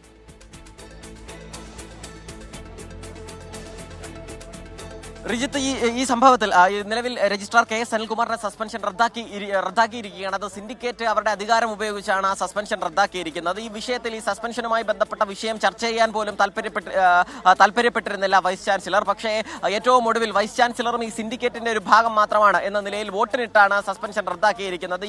അതുമായി ബന്ധപ്പെട്ട പ്രമേയം ഇടത് അംഗങ്ങൾ അവതരിപ്പിക്കാൻ ശ്രമിച്ചെങ്കിലും അത് ആദ്യഘട്ടത്തിൽ അവതരിപ്പിക്കാൻ അനുമതി ലഭിച്ചിരുന്നില്ല. ഏറ്റവും അവസാനം വലിയ തർക്കങ്ങളും വലിയ മുദ്രാവാക്യങ്ങളും പ്രതിഷേധങ്ങളും ഒക്കെ ഈ സിൻഡിക്കേറ്റ് യോഗത്തിൽ ഉണ്ടായി. അതിന് പിന്നാലെയാണ് ആ പ്രമേയം അവതരിപ്പിക്കാൻ കഴിഞ്ഞതിന് ശേഷം സിൻഡിക്കേറ്റിലുള്ള മൃഗീയ ഭൂരിപക്ഷത്തിന്റെ അടിസ്ഥാനത്തിൽ ഇടതംഗങ്ങളും ഒപ്പം തന്നെ കോൺഗ്രസിന്റെ അംഗവും യോജിച്ചതോടുകൂടി KS അനിൽകുമാറിന്റെ സസ്പെൻഷൻ റദ്ദാകുന്ന സാഹചര്യമാണ് നിലവിലുള്ളത്. വൈസ് ചാൻസലറുടെ വിയോജിപ്പോടുകൂടിയാണ് ഈ സസ്പെൻഷൻ റദ്ദാക്കിയിരിക്കുന്നത്. പക്ഷേ അതിനപ്പുറത്തേക്ക് വൈസ് ചാൻസലർ കൂടി സിൻഡിക്കേറ്റിന്റെ ഒരു ഭാഗമാണ് എന്നുള്ള നിലപാടാണ് നിലവിൽ സിൻഡിക്കേറ്റിനുള്ളത്. അതുകൊണ്ട് തന്നെ വൈസ് ചാൻസലറുടെ മാത്രം വിയോജിപ്പ് കൊണ്ട് ഈ സസ്പെൻഷൻ റദ്ദാകുന്ന നടപടി തടയാൻ കഴിയില്ല എന്നുള്ളത് തന്നെയാണ്. അതോടുകൂടി ഈ സസ്പെൻഷൻ, വലിയ വിവാദമായ സസ്പെൻഷനിൽ നിന്നും KS അനിൽകുമാർ നിലവിൽ സസ്പെൻഷൻ റദ്ദാക്കിയിരിക്കുന്നു എന്നുള്ളതാണ് നമ്മൾ മനസ്സിലാക്കുകയും ചെയ്യുന്നത്. പക്ഷേ അപ്പോഴും നാളെ ഈ കേസ് കോടതി പരിഗണിക്കുകയാണ്. കോടതിയുടെ നിലപാട് നിർണായകമാണ്. എന്തായാലും കോടതിയിലും ഈ വിഷയവുമായി ബന്ധപ്പെട്ട് 2 സത്യവാങ്മൂലങ്ങൾ ഉണ്ടാകും. അതിലൊന്ന് യൂണിവേഴ്സിറ്റി സിൻഡിക്കേറ്റിന്റെ ഭാഗത്തുനിന്നുള്ള ഇടതംഗങ്ങളുടെയും ഒപ്പം കോൺഗ്രസ് സംഘത്തിന്റെയും ഒക്കെ പിന്തുണയോടുകൂടിയുള്ള ഒരു സത്യവാങ്മൂലമാണ്. അതിനപ്പുറത്തേക്ക് BJP അംഗങ്ങളുടെയും വൈസ് ചാൻസലറുടെയും വിയോജിപ്പും അടങ്ങിയ മറ്റൊരു സത്യവാങ്മൂലവും എന്തായാലും നാളെ കോടതി കോടതിയിൽ ഉണ്ടാകും. നിലവിൽ ഈ സസ്പെൻഷൻ നടപടി റദ്ദാക്കിയിരിക്കുന്നു എന്നുള്ളത് തന്നെയാണ് ഏറ്റവും പ്രധാനപ്പെട്ട വാർത്ത, ഏറ്റവും പ്രധാനപ്പെട്ട വിവരം നമുക്ക് പങ്കുവയ്ക്കാൻ കഴിയുന്നത്. അത് തന്നെയാണ്. വലിയ ചർച്ചകൾ, വലിയ തർക്കങ്ങളൊക്കെ അതുമായി ബന്ധപ്പെട്ട് ഉണ്ടാവുകയും ചെയ്തിരുന്നു. ഇന്നത്തെ യോഗത്തിന്റെ അജണ്ട അത് ഈ സസ്പെൻഷൻ നടപടി റദ്ദാക്കുന്നോ അതല്ലെങ്കിൽ സസ്പെൻഷൻ നടപടിയുമായി ബന്ധപ്പെട്ട എന്തെങ്കിലും ചർച്ചയല്ല എന്നുള്ളതായിരുന്നു വൈസ് ചാൻസലറുടെ ആദ്യത്തെ നിലപാട്. അതിന് പകരം ഈ സസ്പെൻഷൻ നടപടി വിശദീകരിക്കുക മാത്രമായിരുന്നു വൈസ് ചാൻസലർ ആദ്യം ചെയ്തത്. ഇത്തരത്തിലൊരു സസ്പെൻഷൻ നടപടി ഉണ്ട് എന്നുള്ളത് സിൻഡിക്കേറ്റ് യോഗത്തിൽ അറിയിച്ചു. പക്ഷേ അതിൽ വിശദമായ ചർച്ച വേണമെന്ന നിലപാടെടുക്കുകയും അതിന് VC തയ്യാറാവുകയും ചെയ്യാത്തതോടുകൂടി വലിയ തർക്കം സിൻഡിക്കേറ്റ് യോഗത്തിൽ നടക്കുകയും ചെയ്തു. നിലവിൽ ഈ സസ്പെൻഷനുമായി ബന്ധപ്പെട്ടുണ്ടായ നാടകീയ സംഭവങ്ങൾ അന്വേഷിക്കാൻ ഒരു കമ്മിറ്റിയെ രൂപീകരിച്ചിട്ടുണ്ട്. ആ കമ്മിറ്റിയിൽ വിവിധ അംഗങ്ങൾ, ഈ സിൻഡിക്കേറ്റ് അംഗങ്ങൾ ഉൾപ്പെടെയുള്ളവരെ നിലവിൽ നിയോഗിച്ചിട്ടുണ്ട്. ആ കമ്മിറ്റിയിലെ അംഗങ്ങൾ ആരൊക്കെ എന്നുള്ള വിവരവും അല്പസമയത്തിനകം തന്നെ നമുക്ക് ലഭിക്കും എന്നാണ് മനസ്സിലാക്കാൻ കഴിയുന്നത്. പക്ഷേ അതിനു മുൻപ് തന്നെ നിലവിൽ ഈ ഒരു കമ്മിറ്റി നിയോഗിച്ചുകൊണ്ട് തന്നെ ഇതിലെ ഈ വിഷയങ്ങൾ അന്വേഷിക്കും. പക്ഷെ അതിനുശേഷം ഏതെങ്കിലും തരത്തിൽ അച്ചടക്ക നടപടി വേണോ വേണ്ട എന്നുള്ള കാര്യത്തിൽ ഉൾപ്പെടെ തീരുമാനമുണ്ടാകും എന്നുള്ളതാണ് നമ്മൾ മനസ്സിലാക്കുന്നത്. ഇപ്പോഴും സിൻഡിക്കേറ്റ് യോഗം പൂർത്തിയായിട്ടില്ല. ആ സിൻഡിക്കേറ്റ് യോഗം ഇപ്പോഴും ഇവിടെ തുടരുകയാണ്. വലിയ പോലീസ് കാവലും കൂടിയുണ്ട്. കാരണം ഏതെങ്കിലും നിലയിലുള്ള പ്രതിഷേധം ഉണ്ടാകുമോ എന്നുള്ള കാര്യം ഇപ്പോഴും പോലീസ് പരിശോധിക്കുകയാണ്. കാരണം കഴിഞ്ഞ ദിവസങ്ങളിലൊക്കെ VC സിസ തോമസ് ഇവിടേക്ക് കടന്നു വരുമ്പോൾ SFIയുടെ വലിയ പ്രതിഷേധമുണ്ടായിരുന്നു. സിൻഡിക്കേറ്റ് അംഗങ്ങളും പ്രതിഷേധം രേഖപ്പെടുത്തുകയും ചെയ്തിരുന്നു. അടിയന്തര സിൻഡിക്കേറ്റ് യോഗം ഇവിടേക്ക് ചേരാനുണ്ടായ സാഹചര്യവും ഇന്നലെ സിൻഡിക്കേറ്റ് അംഗങ്ങൾ VCക്കെതിരെ ഉണ്ടാക്കിയ പ്രതിഷേധത്തിന്റെ കൂടി പശ്ചാത്തലത്തിലാണ്. കാരണം ഈ VC ആദ്യഘട്ടത്തിൽ നിലവിലൊരു സിൻഡിക്കേറ്റ് യോഗം വിളിക്കാൻ തയ്യാറായിരുന്നില്ല. താൽക്കാലിക VCയുടെ ചുമതലയാണുള്ളത്. ഈ അച്ചടക്ക നടപടി വരുന്നതിന് അനിൽകുമാറിനെതിരെ അച്ചടക്ക നടപടി വരുന്നതിന്റെ ആ ദിവസം, അച്ചടക്ക നടപടി വരുന്നതിന് മുൻപ് അടിയന്തര സിൻഡിക്കേറ്റ് യോഗം ചേരണമെന്ന് സിൻഡിക്കേറ്റ് അംഗങ്ങൾ ആവശ്യപ്പെട്ടിരുന്നതാണ്. കാരണം ഇത്തരത്തിലൊരു സസ്പെൻഷന് സാധ്യതയുണ്ട് എന്നുള്ളത് കൂടി മുന്നിൽ കണ്ടാണ് അക്കാര്യത്തിൽ ഒരു സിൻഡിക്കേറ്റ് യോഗം ചേർന്നതിന് ശേഷം തീരുമാനമെടുക്കാമെന്നൊരു നിലപാട് സിൻഡിക്കേറ്റ് അംഗങ്ങൾ ഉയർത്തിയത്. പക്ഷേ അതിന് സിസ തോമസ് തയ്യാറായിരുന്നില്ല, VC തയ്യാറായിരുന്നില്ല. പിന്നാലെ ഈ സസ്പെൻഷൻ ഉത്തരവ് ഇറങ്ങുകയും ചെയ്തു. അതിന് പിന്നാലെ അതുമായി ബന്ധപ്പെട്ട വലിയ ചർച്ചകളും ഒപ്പം തന്നെ സിൻഡിക്കേറ്റിന്റെ വിയോജിപ്പും അറിയിക്കണമെന്നാവശ്യപ്പെട്ട് അന്ന് മുതൽ തന്നെ സിൻഡിക്കേറ്റ് യോഗം ചേരണമെന്ന് അറിയിച്ചിരുന്നതാണ്. അതിനൊടുവിലാണ് ഇപ്പോൾ സിൻഡിക്കേറ്റ് യോഗം ചേർന്നത്. ഇന്നലെ ഈ സിൻഡിക്കേറ്റ് യോഗം വളരെ അടിയന്തരമായി ചേർന്നേ പറ്റൂ എന്നുള്ള നിലപാടിലേക്ക് സിൻഡിക്കേറ്റ് അംഗങ്ങൾ സിസ തോമസിനോട് അറിയിച്ചതിന്റെ പശ്ചാത്തലത്തിലാണ് ഇന്ന് സിൻഡിക്കേറ്റ് യോഗം ചേർന്നത്. സിൻഡിക്കേറ്റ് യോഗം ചേർന്നതിന് ശേഷം വലിയ വാഗ്വാദങ്ങളാണ് അതുമായി ബന്ധപ്പെട്ട് ഉണ്ടാവുകയും ചെയ്തത്. ഏറ്റവും പ്രധാനമായും ഈ കോടതിയെ പോലും വിമർശിക്കുന്ന നടപടി ഇടത് സിൻഡിക്കേറ്റ് അംഗത്തിന്റെ ഭാഗത്ത് നിന്നുണ്ടായി എന്ന് BJPയുടെ അംഗങ്ങൾ പറയുകയും ചെയ്തു. അതിനെ ചൊല്ലി വലിയ തർക്കങ്ങൾ പിന്നാലെയും ഉണ്ടായി. അതിനുശേഷം കോടതി നടപടികൾ ഉൾപ്പെടെ ഇവിടെ ഈ സിൻഡിക്കേറ്റ് യോഗത്തിൽ ചർച്ചയായി എന്നുള്ളതാണ് നമ്മൾ മനസ്സിലാക്കുന്നത്. അതിന് പിന്നാലെയാണ് ഏറ്റവും ഒടുവിൽ ചർച്ചയ്ക്ക് വഴങ്ങിയത്. ആദ്യഘട്ടത്തിലൊക്കെ തന്നെ കഴിഞ്ഞ 2 മണിക്കൂറായി ആ ചർച്ച തുടരുകയാണ്, സിൻഡിക്കേറ്റ് യോഗം തുടരുകയാണ്. ആദ്യഘട്ടത്തിലൊന്നും സിസ തോമസ് ഏതെങ്കിലും നിലയിൽ ഒരു വിട്ടുവീഴ്ചയ്ക്ക് തയ്യാറായിരുന്നില്ല. യാതൊരു തരത്തിലുള്ള വിട്ടുവീഴ്ചയ്ക്കും തയ്യാറല്ല എന്നൊരു നിലപാട് സിസ തോമസ് സ്വീകരിച്ചിരുന്നെങ്കിലും വലിയ പ്രതിഷേധമാണ് നമ്മൾ ഇവിടെ കണ്ടത്. നമുക്ക് തന്നെ നമ്മൾ ഈ വാർത്താശേഖരണത്തിന് താഴെ നിൽക്കുമ്പോൾ തന്നെ ഇടയ്ക്ക് കതക് തുറക്കുമ്പോൾ ഉൾപ്പെടെ വലിയ ഒച്ചയും വലിയ ബഹളവും മുദ്രാവാക്യവും ഒക്കെ ഈ യോഗത്തിൽ ഉണ്ടാകുന്നത് നമ്മുടെ തന്നെ ശ്രദ്ധയിൽപ്പെട്ടതാണ്. അതല്ലാതെ തന്നെ അതിന്റെ അകത്തു നിന്നുള്ള വിവരങ്ങൾ പ്രകാരവും വലിയ പ്രതിഷേധം സിൻഡിക്കേറ്റ് അംഗങ്ങളുടെ ഭാഗത്ത് നിന്ന്, പ്രത്യേകിച്ചും ഇടത് സിൻഡിക്കേറ്റ് അംഗങ്ങളുടെ ഭാഗത്തു നിന്നുണ്ടായി. അവരെ പിന്തുണച്ചുകൊണ്ട് കോൺഗ്രസിന്റെ ഒരു സിൻഡിക്കേറ്റ് അംഗവും ഒപ്പം വന്നതോടുകൂടി പ്രതിഷേധത്തിന് കരുത്ത് കൂടുകയും ചെയ്തു. അതിന് പിന്നാലെയാണ് സിസ തോമസ് ഏറ്റവും ഒടുവിൽ BJPയുടെ 2 സിൻഡിക്കേറ്റ് അംഗങ്ങൾ മാത്രമാണ് ഇന്ന് യോഗത്തിൽ പങ്കെടുത്തത്. അവരുടെ മാത്രം പിന്തുണ കൊണ്ടും ഈ യോഗത്തിൽ ഈ വിഷയം സസ്പെൻഷൻ ചർച്ച ചെയ്യാൻ കഴിയില്ല എന്നൊരു നിലപാട് അത് ഏറ്റവും അവസാനം വരെ മുന്നോട്ട് കൊണ്ടുപോകാൻ കഴിയാഞ്ഞതും അതുകൊണ്ടാണ്. അതിന് പിന്നാലെ ആ ചർച്ചയിൽ പ്രമേയമായി അവതരിപ്പിക്കുകയായിരുന്നു. ഈ സസ്പെൻഷൻ റദ്ദാക്കുന്നതുമായി ബന്ധപ്പെട്ട ചർച്ച വേണമെന്ന പ്രമേയം ആദ്യം അംഗീകരിച്ചു. അതിനു പിന്നാലെ വോട്ടിനിട്ട് സസ്പെൻഷൻ റദ്ദാക്കുകയും ചെയ്യുകയായിരുന്നു. റീജിത്ത്, സലീം മാലിക്കാണ് വിവരങ്ങൾ നൽകിക്കൊണ്ടിരിക്കുന്ന വളരെ പ്രധാനപ്പെട്ട നീക്കമാണ് സിൻഡിക്കേറ്റിന്റെ ഭാഗത്തു നിന്നുണ്ടാവുന്നത്. കേരള സർവകലാശാല രജിസ്ട്രാർ KS അനിൽകുമാറിനെ VC സസ്പെൻഡ് ചെയ്തതിന് പിന്നാലെ ആ സസ്പെൻഷൻ റദ്ദാക്കിയിരിക്കുകയാണ് സിൻഡിക്കേറ്റ്. VCയുടെ വിയോജിപ്പ് തള്ളിക്കൊണ്ടാണ് സിൻഡിക്കേറ്റ് ഇങ്ങനെ ഒരു തീരുമാനമെടുത്തത്. നേരത്തെ ഈ നടപടി നേരിട്ട ഘട്ടത്തിലും അനിൽകുമാർ ചൂണ്ടിക്കാട്ടുന്ന ഒരു കാര്യമുണ്ടായിരുന്നത് തന്നെ നിയമിച്ചത് സിൻഡിക്കേറ്റ് ആണ് എന്നുള്ള കാര്യമാണ്. പക്ഷേ ഈ തർക്കം ഇവിടെ തീരാൻ പോകുന്നില്ല. ഉറപ്പായും ഇത് കോടതിയിലേക്ക് പോകും എന്നുള്ള കാര്യം ഉറപ്പാണ്. കോടതിയായിരിക്കും അത് സംബന്ധിച്ചുള്ള ഒരു തീരുമാനത്തിലേക്കൊക്കെ പോവുക എന്നാണ് നിലവിലെ നീക്കങ്ങളിൽ നിന്ന് നമ്മൾ മനസ്സിലാക്കുന്നത്. എന്തായാലും ഗവർണറും സർക്കാരും തമ്മിലുള്ള പോര് അത് പുതിയൊരു തലത്തിലേക്ക്, അതിന് പുതിയൊരു മുഖം കൂടി കൈവരിക്കുകയാണ്. നേരത്തെ രജിസ്ട്രാറെ സസ്പെൻഡ് ചെയ്തുകൊണ്ടുള്ള VCയുടെ നടപടി, അതിന് പിന്നാലെ നിലവിൽ ഈ രജിസ്ട്രാർ കോടതിയെ സമീപിച്ചു കഴിഞ്ഞിട്ടുണ്ട്. കോടതി അത് പരിഗണിക്കാൻ പോവുകയാണ്. സലീം മാലിക് തുടരുന്നുണ്ട് വിവരങ്ങളുമായി. സലീം, ഈ തർക്കം ഇവിടെ തീരാൻ പോകുന്നില്ല. ഈ സസ്പെൻഷൻ റദ്ദാക്കിയത് കൊണ്ട് ആ തർക്കം ഇവിടെ തീരാൻ പോകുന്നില്ല. അതിനി കോടതിയിലേക്ക് പോകുന്നു. പുതിയ പോർമുഖങ്ങൾ തുറക്കുന്നു. സലീം, ഉറപ്പായും രഞ്ജിത്ത്, പ്രധാനപ്പെട്ട കാര്യം കഴിഞ്ഞ ഏറെ നാളുകളായി തന്നെ സർക്കാരും ഗവർണറും തമ്മിലുള്ള പ്രശ്നങ്ങൾ നിലനിൽക്കുകയായിരുന്നു. അതിന് പിന്നാലെ പുതിയ ഗവർണർ വരികയും ഇടയ്ക്കൊന്ന് ഈ തർക്കം അയയുകയും ചെയ്യുന്ന ഒരു സാഹചര്യം ഉണ്ടായിരുന്നു. പക്ഷേ മുൻപത്തെ ഗവർണറെക്കാൾ കടുത്ത നിലപാടിലേക്ക് പുതിയ ഗവർണർ വന്നതോടുകൂടി സർക്കാരും ഗവർണറും ഒപ്പം തന്നെ അതുമായി ബന്ധപ്പെട്ട യൂണിവേഴ്സിറ്റിയും പുതിയ തലം തർക്കത്തിലേക്ക് കടന്നിരുന്നു. അതിന്റെ ഏറ്റവും ഒടുവിലാണ് ഈ ഭാരതാംബ വിവാദം കൂടി സർവകലാശാലയിലേക്ക് എത്തുന്നത്. രജിസ്ട്രാറുടെ സസ്പെൻഷൻ ആസ്പദമായ നടപടി ഈ സർവകലാശാലയ്ക്ക് ഉള്ളിലുള്ള കെട്ടിടത്തിൽ അവരും അതുമായി ബന്ധപ്പെട്ട ഒരു ഹാളിൽ ഭാരതാംബയുടെ കാവിക്കൊടി ഏന്തിയ ഭാരതാംബയുടെ വിവാദ ചിത്രം വെച്ചതിനെ ചൊല്ലിയായിരുന്നു. അന്ന് ഗവർണർ ആ പരിപാടിയിൽ പങ്കെടുക്കാൻ എത്തുന്നതിന് തൊട്ടു മുൻപ് ആ പരിപാടി റദ്ദാക്കിക്കൊണ്ട് ഒരു ഉത്തരവ് രജിസ്ട്രാറുടെ ഭാഗത്തുനിന്ന് ഉണ്ടായി. പക്ഷേ അത് നിയമവിരുദ്ധമാണ് എന്ന് കാണിച്ചുകൊണ്ടാണ് നിലവിൽ ഈ സസ്പെൻഷൻ നടപടിയിലേക്ക് കടക്കുകയും ചെയ്തത്. പക്ഷേ അത്തരത്തിൽ മതചിഹ്നങ്ങൾ ഏതെങ്കിലും ഉപയോഗിക്കുകയോ മറ്റേതെങ്കിലും തരത്തിലുള്ള നിലപാടുകൾ എടുക്കുകയോ ചെയ്താൽ പരിപാടി റദ്ദാക്കാനുള്ള അധികാരം രജിസ്ട്രാർക്കുണ്ട് എന്നുള്ള മാനദണ്ഡം നേരത്തെ തന്നെ ഇവരെ അറിയിച്ചിരുന്നു എന്നുള്ളതാണ് രജിസ്ട്രാർ നൽകുന്ന വിശദീകരണം. അതിന് പിന്നാലെ കോടതിയിലേക്ക് ആ കേസ് പോവുകയും ചെയ്തു. കോടതിയിലേക്ക് കേസ് പോയപ്പോൾ രജിസ്ട്രാർക്ക് തിരിച്ചടിയാണ് കോടതിയുടെ ഭാഗത്തുനിന്നുണ്ടായത്. ഏതെങ്കിലും തരത്തിൽ മതത്തിന്റെ ഭാഗമായല്ല ഭാരതാംബയുടെ ചിത്രം എന്നുള്ളതായിരുന്നു കോടതിയുടെ വിലയിരുത്തൽ. അതിന്റെ കൂടി പശ്ചാത്തലത്തിൽ നാളെ വിശദീകരണം ഈ യൂണിവേഴ്സിറ്റിയുടെ വിശദീകരണം അതുമായി ബന്ധപ്പെട്ട് കോടതി ആവശ്യപ്പെടുകയും ചെയ്ത പശ്ചാത്തലത്തിൽ കൂടിയാണ് ഇന്ന് നിർണായകമായ ഒരു സിൻഡിക്കേറ്റ് യോഗം ചേർന്നത്. ആ സിൻഡിക്കേറ്റ് യോഗത്തിലാണ് വളരെ നിർണായകമായ തീരുമാനം സിൻഡിക്കേറ്റ് തന്നെ കൈക്കൊള്ളുന്ന. സസ്പെൻഷൻ നടപടിയുമായി ബന്ധപ്പെട്ട തീരുമാനങ്ങളൊക്കെ കോടതിയിൽ ഇരിക്കെയാണ് സിൻഡിക്കേറ്റ് ആ സസ്പെൻഷൻ റദ്ദാക്കുന്നത്. അത് ഈ സിൻഡിക്കേറ്റിൽ ഇടതംഗങ്ങൾക്കുള്ള മൃഗീയ ഭൂരിപക്ഷത്തിന്റെ കൂടി പശ്ചാത്തലത്തിലാണ് വോട്ടിനിട്ട് സിൻഡിക്കേറ്റ് ആ തീരുമാനം കൈക്കൊണ്ടിരിക്കുന്നത്. മാത്രമല്ല അതുമായി ബന്ധപ്പെട്ട ഒരു ചർച്ച, ഒരു വിശദമായ ഒരു റിപ്പോർട്ട് സമർപ്പിക്കാനായി ഒരു സമിതിയെയും രൂപീകരിച്ചിട്ടുണ്ട്. ഈ സിൻഡിക്കേറ്റ് അംഗങ്ങൾ ഉൾപ്പെടെയുള്ളവരാണ് ആ സമിതിയിൽ ഉൾപ്പെട്ടിരിക്കുന്നത്. രഞ്ജിത്ത്, സലീം മാലിക്കാണ് വിവരങ്ങൾ നൽകുന്നത്. കേരള സർവകലാശാല രജിസ്ട്രാർ KS അനിൽകുമാറിനെ സസ്പെൻഡ് ചെയ്ത VC-യുടെ നടപടി റദ്ദാക്കിയിരിക്കുകയാണ് സിൻഡിക്കേറ്റിലെ ഭൂരിപക്ഷം ഉപയോഗിച്ചുകൊണ്ടാണ് ഈ സസ്പെൻഷൻ നടപടി റദ്ദാക്കിയിരിക്കുന്നത്. സലീം മാലിക് വിവരങ്ങളുമായി ചേരുകയായിരുന്നു തിരുവനന്തപുരത്ത്. വാർത്താമഴയിലേക്ക് വീണ്ടും 2 മാസമായി വനംവകുപ്പിനെ ചുറ്റിച്ച മലപ്പുറം കാളികാവിലെ നരഭോജി കടുവ കൂട്ടിൽ കുടുങ്ങി. കരുവാരക്കുണ്ട് സുൽത്താന എസ്റ്റേറ്റിൽ സ്ഥാപിച്ച കൂട്ടിലാണ് കടുവ കുടുങ്ങിയത്. കടുവയുടെ മുഖത്ത് മുറിവേറ്റ പാടുകളുണ്ട്. കൂട്ടിൽ തലയിടിച്ചുണ്ടായ മുറിവാണ് എന്നാണ് നിഗമനം. ആദ്യം കടുവയുടെ ദൃശ്യങ്ങളിലേക്ക്.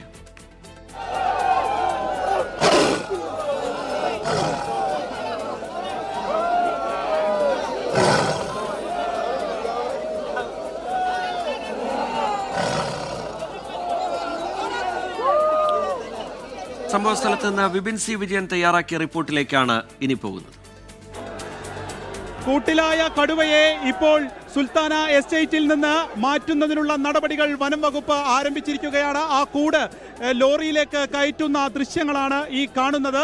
ഇന്ന് പുലർച്ചെയാണ് കടുവ കൂട്ടിലായത്. 2 മാസത്തോളമായി കരുവാരുകുണ്ട് കാളികാവ് മേഖലയെ വിറപ്പിച്ച കടുവ, വനം വകുപ്പിനെ കുഴക്കിയ കടുവ ഒടുവിൽ പിടിയിലായിരിക്കുന്നു, കൂട്ടിലായിരിക്കുന്നു എന്നുള്ളത് ആശ്വാസകരമാണ്.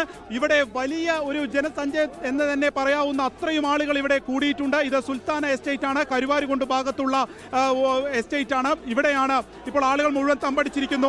അവർ കടുത്ത ഒരു പ്രതിഷേധത്തിൽ കൂടിയാണ്.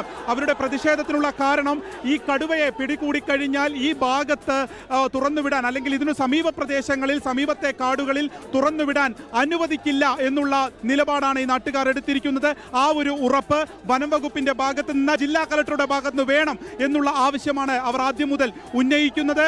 അത്തരത്തിൽ ഇതിനെ തൃശൂർ സൂവിൽ വിടും, തൃശൂർ മൃഗശാലയിലേക്ക് മാറ്റും എന്നുള്ള ഉറപ്പ് നൽകിയതിനെ തുടർന്നാണ് ഇപ്പോൾ ഈ കൂട് ഇവിടെ നിന്ന്, ഈ കടുവയെ ഇവിടെ നിന്ന് മാറ്റാൻ നാട്ടുകാർ അനുവദിച്ചിരിക്കുന്നത്. പോലീസും വനം വകുപ്പിന്റെ RRT സംഘവും ഉൾപ്പെടെയാണ് ഇപ്പോൾ ഈ ദൗത്യത്തിൽ ഈ കടുവയെ ഇവിടെ നിന്ന് ലോറിയിൽ കയറ്റി ഈ റബ്ബർ എസ്റ്റേറ്റിൽ നിന്ന് കൊണ്ടുപോകുന്നത്.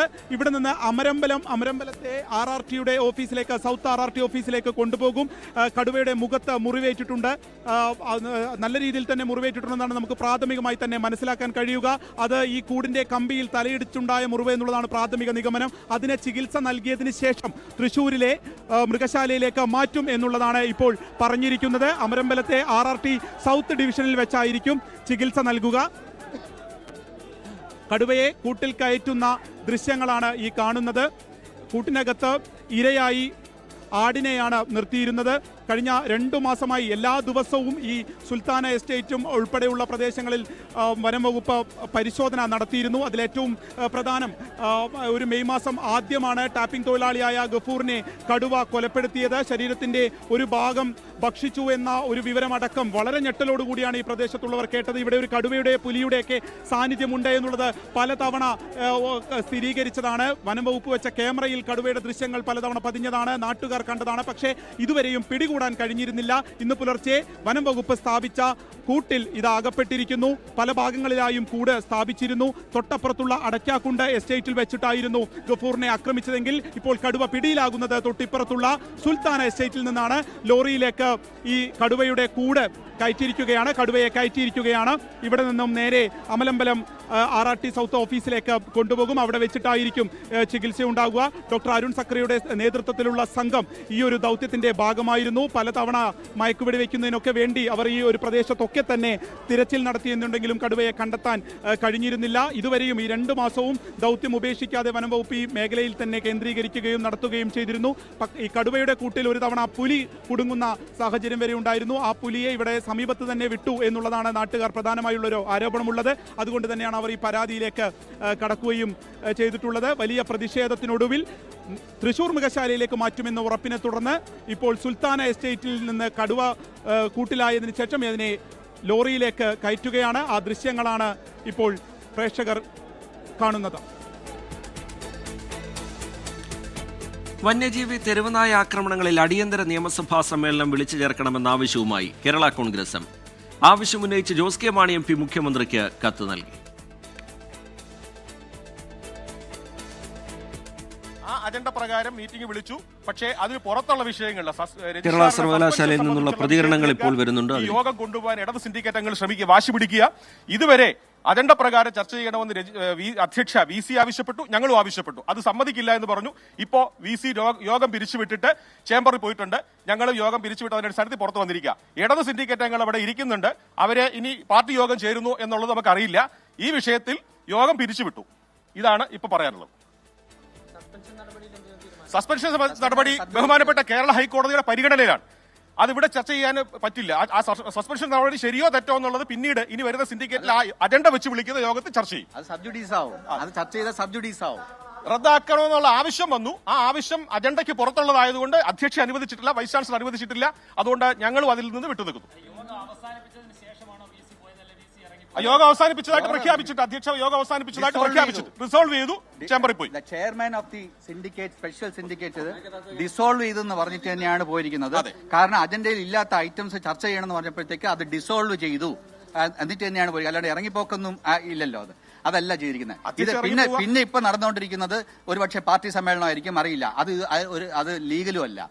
ഇത് കൃത്യമായിട്ട് ഒറ്റ അജണ്ടയിൽ മാത്രം കൂടിയ ഒരു special agenda, finalize the statement of facts to be filed before the Honorable High Court of Kerala എന്ന് പറഞ്ഞിട്ട് ഒറ്റ സിംഗിൾ അജണ്ടയിൽ നടക്കുന്ന ഒരു പരിപാടി രാവിലോട്ടെ ശ്രമിച്ചുകൊണ്ടിരിക്കുന്നത്. പിന്നെ അത് അല്ലാണ്ടാക്കാനാണ്, അവരുടെ പ്രമേയം അവതരിപ്പിക്കാനാണ്. പ്രമേയം അവതരിപ്പിക്കാനുള്ള ഒരു വേദിയല്ല ഇത്. കൃത്യമായിട്ട് ഈ ഒരു അജണ്ടയിൽ സ്റ്റിക്ക് ഓൺ ചെയ്യുന്നതിന് പകരം chairman in the sense vice chancellor പലതവണ പറഞ്ഞു അജണ്ടയിൽ സ്റ്റിക്ക് ഓൺ ചെയ്യാൻ. അവസാനം അജണ്ടയിൽ സ്റ്റിക്ക് ഓൺ ചെയ്യാത്തതുകൊണ്ട് മാത്രം അത് ഡിസോൾവ് ചെയ്യുകയാണെന്ന് പറഞ്ഞിട്ട് തന്നെയാണ് വൈസ് ചാൻസലർ മാറിയത്. ഞങ്ങളുടെ ഡിസന്റ് രേഖപ്പെടുത്തിക്കൊണ്ട് ഞങ്ങൾ അതിൽ നിന്നും മാറുകയാണ്.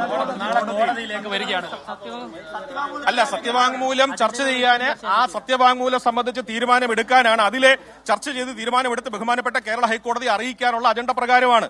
അതിലെ അഭിപ്രായം രേഖപ്പെടുത്താനല്ല അവർ ശ്രമിക്കുന്നത്. ആ അജണ്ടയ്ക്ക് പുറമെ ഈ സസ്പെൻഷൻ ശരിയോ തെറ്റോ എന്ന് അത് ബഹുമാനപ്പെട്ട കേരള ഹൈക്കോടതിയുടെ പരിഗണനയിൽ ഇരിക്കുന്ന വിഷയമാണ്. അത് ഈ സിൻഡിക്കേറ്റിന് ഇപ്പൊ തീരുമാനിക്കാൻ പറ്റില്ല. നാളെ ബഹുമാനപ്പെട്ട കേരള ഹൈക്കോടതി എന്ത് പറയുന്നു അതനുസരിച്ച് സിൻഡിക്കേറ്റ് യോഗം ചേർന്ന് ആ വിഷയത്തിൽ തീരുമാനമെടുക്കും. അത് ഇപ്പോൾ തീരുമാനിക്കാൻ കഴിയാത്ത വിഷയമായതുകൊണ്ട് അതിന്മേൽ ചർച്ചയില്ല. താങ്കൾ ഉൾപ്പെടെയുള്ളവർ കോടതിയിൽ പ്രത്യേക സത്യവാങ്മൂലം എന്തെങ്കിലും നൽകാൻ ഉദ്ദേശിക്കുന്നുണ്ടോ ഈ വിഷയത്തിൽ? അല്ല, ഞാൻ ആൾറെഡി ഈ കേസിൽ കക്ഷി ചേരാൻ തീരുമാനിച്ചിട്ടുണ്ട്. അപ്പൊ അതിന് കോടതി വരുന്ന വിഷയമാണ്. വക്കീലിനെ ചുമതലപ്പെടുത്തിയിട്ടുണ്ട്. നാളത്തെ കോടതി സ്ഥിതിഗതികൾ പരിഗണിച്ചുകൊണ്ട് തീരുമാനമെടുക്കും. ഭൂരിപക്ഷം അംഗങ്ങളുടെ പ്രമേയം പാസ്സാക്കിയിട്ടുണ്ടല്ലോ. രജിസ്ട്രാറെ സസ്പെൻഡ് ചെയ്ത നടപടി സിൻഡിക്കേറ്റ് റദ്ദാക്കിയിട്ടുണ്ട്. അതിനുശേഷം അംഗങ്ങൾ പുറത്തുവന്ന് പ്രതികരിക്കുകയായിരുന്നു. അതാണ് നമ്മൾ കണ്ടത്. മറ്റൊരു റിപ്പോർട്ടിലേക്ക്. വന്യജീവി തെരുവുനായ ആക്രമണങ്ങളിൽ അടിയന്തര നിയമസഭാ സമ്മേളനം വിളിച്ചു ചേർക്കണമെന്ന ആവശ്യവുമായി കേരള കോൺഗ്രസ് എം. ആവശ്യമുന്നയിച്ച് ജോസ് കെ മാണി MP മുഖ്യമന്ത്രിക്ക് കത്ത് നൽകി. UDF പ്രവേശനത്തിനുള്ള ക്ഷണങ്ങൾ അന്തരീക്ഷത്തിൽ നിലനിൽക്കുന്ന സാഹചര്യത്തിലാണ് സർക്കാരിനെ വലയ്ക്കുന്ന വന്യജീവി വിഷയത്തിൽ കേരള കോൺഗ്രസ് എമ്മിന്റെ നീക്കം. വന്യജീവി വിഷയത്തിൽ നേരത്തെ തന്നെ നിലപാട് പറഞ്ഞിട്ടുണ്ടെങ്കിലും പ്രശ്നം രൂക്ഷമായത് പാർട്ടിക്ക് വെല്ലുവിളിയായിട്ടുണ്ട്. ഇതോടെയാണ് വന്യജീവി ആക്രമണത്തിൽ സജീവമായി ഇടപെടാൻ കേരള കോൺഗ്രസ് എം തീരുമാനിച്ചത്. അതോടൊപ്പം തെരുവുനായ ആക്രമണത്തിലും നിലപാട് കടുപ്പിക്കാനാണ് തീരുമാനം. പേവിഷബാധ സ്ഥിരീകരിച്ച തെരുവുനായകളെ കൊല്ലുന്നതടക്കമുള്ള നടപടികൾ വേണമെന്നാണ് കേരള കോൺഗ്രസ് എം പറയുന്നത്. അതേസമയം കേന്ദ്ര വന്യജീവി സംരക്ഷണ നിയമ ഭേദഗതിയിൽ സംസ്ഥാനം തയ്യാറാക്കിയ കരട് നിയമോപദേശത്തിനായി അയച്ചുവെന്ന് വനമന്ത്രി വ്യക്തമാക്കി. സംസ്ഥാനത്തിന്റെ പരിമിതിയിൽ നിന്നുള്ള നിയമനിർമ്മാണത്തെക്കുറിച്ചാണ് ആലോചനയെന്നും മന്ത്രി പറഞ്ഞു. 24 കോട്ടയം. വിദ്യാർത്ഥിക്ക് നേരെ പാഞ്ഞെടുത്ത് തെരുവ് നായക്കൂട്ടം. മലപ്പുറം തിരൂരങ്ങാടി AR നഗറിലാണ് സംഭവം. സംഭവത്തിന്റെ CCTV ദൃശ്യങ്ങൾ 24-ന് ലഭിച്ചിട്ടുണ്ട്. ആദ്യം അത് കാണാം.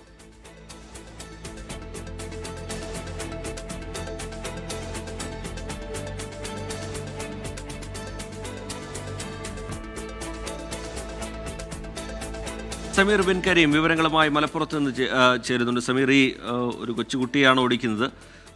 അവിടെ ആളുകളൊക്കെ എത്തിയത് കൊണ്ട് രക്ഷപ്പെട്ടു എന്ന് മനസ്സിലാക്കുന്നു. എന്താണ് സംഭവിച്ചത് സമീർ? റിജിത്ത്, ഇന്ന് രാവിലെയാണ് ഈ സംഭവം നടക്കുന്നത്. മലപ്പുറം തിരുരങ്ങാടി AR നഗറിൽ വിദ്യാർത്ഥി സാധനങ്ങൾ വാങ്ങാനായി കടയിൽ പോയതായിരുന്നു. അങ്ങനെ സാധനങ്ങൾ വാങ്ങി തിരികെ വീട്ടിലേക്ക് പോകും വഴിയാണ് റോഡിൽ വെച്ച് തെരുവ് നായക്കൂട്ടം പാഞ്ഞെടുക്കുന്ന ഒരു സംഭവം ഉണ്ടായിരിക്കുന്നത്. ശരി, സമീറിലേക്ക് വരാം. ഇപ്പോൾ കേരള സർവകലാശാല താൽക്കാലിക VC സിസ തോമസ് മാധ്യമങ്ങളെ കാണുന്നുണ്ട്. എനിക്ക് കൂടുതൽ ഡീറ്റെയിൽസ് വേണമെന്ന് പറഞ്ഞു.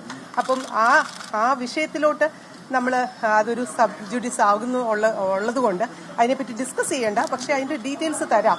അപ്പം സസ്പെൻഷൻ ചെയ്ത പ്രൊസീഡിങ്സും അതുപോലെ തന്നെ ബാക്കിയുള്ള VC കൊടുത്ത റിപ്പോർട്ടും ഇവയെല്ലാം തന്നെ അവർക്ക് ഡിസ്ട്രിബ്യൂട്ട് ചെയ്തു. അവർക്ക് അതിൽ കൂടെ പോയിക്കൊണ്ട് അതിന്റെ ഡീറ്റെയിൽസ് കൃത്യമായിട്ട് മനസ്സിലാക്കിക്കൊണ്ട് അവർ സ്റ്റേറ്റ്മെന്റ് ഓഫ് ഫാക്ട്സ് പ്രിപ്പയർ ചെയ്യും എന്നാണ് ധരിച്ചത്. അതായിരുന്നു അവരുടെ ആവശ്യവും. പക്ഷെ അവിടെ വെച്ച് അവരുടെ ആവശ്യം വേറെ രീതിയിൽ പോവുകയും ഡിസ്കഷനിലോട്ട് പോവുകയും അത് നമ്മുടെ കോടതിയുടെ പരിഗണനയിലായതുകൊണ്ട് അത് നമുക്ക് കൺസിഡർ ചെയ്യാൻ പറ്റില്ല. അത് വിഷയം മാറ്റി നമ്മുടെ അജണ്ട ഐറ്റമിലോട്ട് വരണമെന്ന് പറഞ്ഞിട്ട് അവരത് നിരസിക്കുകയാണ് ചെയ്തത്. അവര് അവസാനം അത് ഈ സസ്പെൻഷൻ റദ്ദാക്കണം എന്നുള്ള ഒരു രീതിയിലോട്ട് വന്നപ്പോൾ ഞാൻ മീറ്റിംഗ് ഡിസോൾവ് ചെയ്തിട്ട് പുറത്തു പോകും. അത് ഇത് ഡിസോൾവ് ചെയ്ത് ചെയർ വെളിയിൽ ഇറങ്ങിക്കഴിഞ്ഞാൽ അതിന് വാലിഡിറ്റി ഇല്ലെന്നുള്ളതാണ് എനിക്ക് മനസ്സിലാക്കുന്നത്. നിലവിൽ ഈ സസ്പെൻഷൻ റദ്ദാക്കിയ നടപടിയുടെ സ്റ്റേറ്റസ് എന്താണോ? സസ്പെൻഷന്റെ സ്റ്റേറ്റസ് എന്താണ്? റദ്ദാക്കപ്പെട്ടോ അതോ? റദ്ദാക്കപ്പെടാൻ ആ ഒരു വിഷയം ഇന്ന് വരുന്നേ ഇല്ല. അതുകൊണ്ട് ഒരു അജണ്ട പറയുന്നത് സ്റ്റേറ്റ്മെന്റ് ഓഫ് ഫാക്ട്സ് ഫൈനലൈസ് ചെയ്യാൻ പറയുമ്പോൾ വേറൊരു വിഷയം എടുത്ത് ഡിസ്കസ് ചെയ്യാൻ അത് ഒരിക്കലും ഒരു അപ്രൂവ്ഡ് അജണ്ട ഐറ്റം അല്ലാത്തത് കൊണ്ട് തന്നെ അത് അംഗീകരിക്കാൻ അസാന്നിധ്യത്തിൽ ഈ നേരത്തെയുള്ള സസ്പെൻഷൻ റിവോക്ക് ചെയ്യാൻ കഴിയുമോ സിൻഡിക്കേറ്റിന്? കഴിയില്ല എന്നുള്ളതാണ് എന്റെ അറിവ്. അത് കാരണം ഈ സിൻഡിക്കേറ്റ് ഡിസോൾവ് ചെയ്തുകൊണ്ടാണ് ഞാൻ പുറത്തോട്ട് വന്നത്. അജണ്ട ഐറ്റത്തിന്റെ ഒരു വളരെ വയലേഷനാണ് അത് കാണിക്കുന്നത്. അജണ്ട പൂർത്തീകരിച്ചോ? ഇന്നത്തെ അജണ്ട പൂർത്തീകരിച്ചില്ല. അജണ്ട എന്ന് പറയുന്ന നാളത്തെ കൊടുക്കുന്ന സത്യവാങ്മൂലം സ്റ്റേറ്റ്മെന്റ് ഓഫ് ഫാക്ട്സ് ഫൈനലൈസ് ചെയ്യുക എന്നുള്ളതാണ്. അതിലോട്ട് ചർച്ച പോകാതിരിക്കാൻ വേറെ ചർച്ച മാറ്റിവിടുകയാണ് ചെയ്യുന്നത്. അത് കോടതി തന്നെ നിരീക്ഷിച്ച ഒരു കാര്യമാണ്. ഒരു വഴിക്കും യൂണിവേഴ്സിറ്റി വേറൊരു രീതിയിൽ നിൽക്കുന്നു എന്നുള്ളത് അത് തീർച്ചയായിട്ടും അവിടെ ഒരു കോൺഫ്ലിക്ട് ഓഫ് ഇൻട്രസ്റ്റ് ഉണ്ട്. കാരണം എന്ന് പറഞ്ഞു കഴിഞ്ഞാൽ VC ആണ് സസ്പെൻഡ് ചെയ്തത്. ആ സസ്പെൻഷനെ സപ്പോർട്ട് ചെയ്യാനേ VCക്ക് പറ്റുള്ളൂ. സിൻഡിക്കേറ്റ് ഇപ്പോൾ എടുക്കുന്ന തീരുമാനത്തിന് VC എടുക്കുന്ന തീരുമാനവുമായിട്ട് യാതൊരു ബന്ധവും? സിൻഡിക്കേറ്റ് എന്ന് പറയുന്നത് ചെയർ ചെയ്യുന്നത് VC ആണ്. ആ VC ഡിസോൾവ് ചെയ്തിട്ട് പോകുമ്പോൾ ഇപ്പം നടക്കുന്ന നിങ്ങൾ പറയുന്ന സിൻഡിക്കേറ്റ് ആണെന്ന് എനിക്ക് തോന്നുന്നില്ല. അതൊരു എന്താ പറയാ, അവര് ഒരു മീറ്റിംഗ് കഴിഞ്ഞിട്ട് അവരൊരു കുശല സംഭാഷണം നടത്തുന്നതായിട്ട് ഞാനത് അതിനെ പറ്റി ഒന്നും ഡിസ്കസ് ചെയ്യാൻ പറ്റില്ല. അത് കോടതിയിലുള്ള വിഷയമാണ്. അത് ഡിസ്കസ് ചെയ്യാനേ അല്ല നമ്മൾ വന്നത്. അത് ടോട്ടൽ സബ്ജുഡിസ് ആണ്. അത് ചെയ്യാൻ പറ്റില്ല. നാളെ ഹൈക്കോടതിയിൽ VCയുടെ സത്യവാങ്മൂലം പ്രത്യേകം കൊടുക്കും. അത് തീർച്ചയായിട്ടും റെസ്പോണ്ടൻസ് എന്ന് പറഞ്ഞ് പലരുണ്ട്. കോടതി തന്നെ നിരീക്ഷിച്ചിട്ടുണ്ട് ഇവിടെ ഒരു കോൺഫ്ലിക്ട് ഓഫ് ഇൻട്രസ്റ്റ് ഉണ്ടെന്ന്. അപ്പം അങ്ങനെയാണെന്നുണ്ടെങ്കിൽ സിൻഡിക്കേറ്റ് ആണ് നമ്മുടെ സ്റ്റാൻഡിംഗ് കൗൺസിലിനെ ഡിപ്ലോയ് ചെയ്യുന്നത്. ആ സ്റ്റാൻഡിംഗ് കൗൺസിൽ കൊടുക്കുന്ന സ്റ്റേറ്റ്മെന്റ് ഓഫ് ഫാക്ട്സ് നമുക്ക് അംഗീകരിക്കാൻ പറ്റില്ലെങ്കിൽ തീർച്ചയായിട്ടും VC-യുടെ അസാന്നിധ്യത്തിൽ എടുക്കുന്ന ഒരു തീരുമാനവും ഇനി ഈ യൂണിവേഴ്സ് വാലിഡ് അല്ല.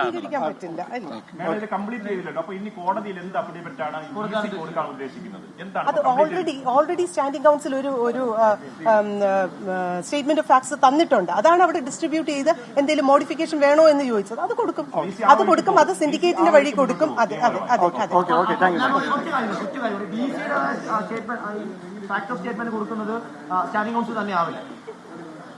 ആകില്ല തീർച്ചയായിട്ടും. കാരണം സ്റ്റാൻഡിംഗ് കൗൺസിലിനെ ഡിപ്ലോയ് ചെയ്യുന്നത് സിൻഡിക്കേറ്റ് ആണ്. ഇനിയിപ്പം VC വേറൊരു സർവകലാശാലയുടെ തീരുമാനം എന്താണ്? സർവകലാശാലയുടെ തീരുമാനം എന്തായിരിക്കും? സർവകലാശാല എന്ന് പറയുമ്പോൾ VC ആണെന്ന് പറയും, സിൻഡിക്കേറ്റ് ആണെന്ന് പറയും. അവിടെ അറിയില്ല. ശരിയല്ലെങ്കിൽ തീർച്ചയായിട്ടും.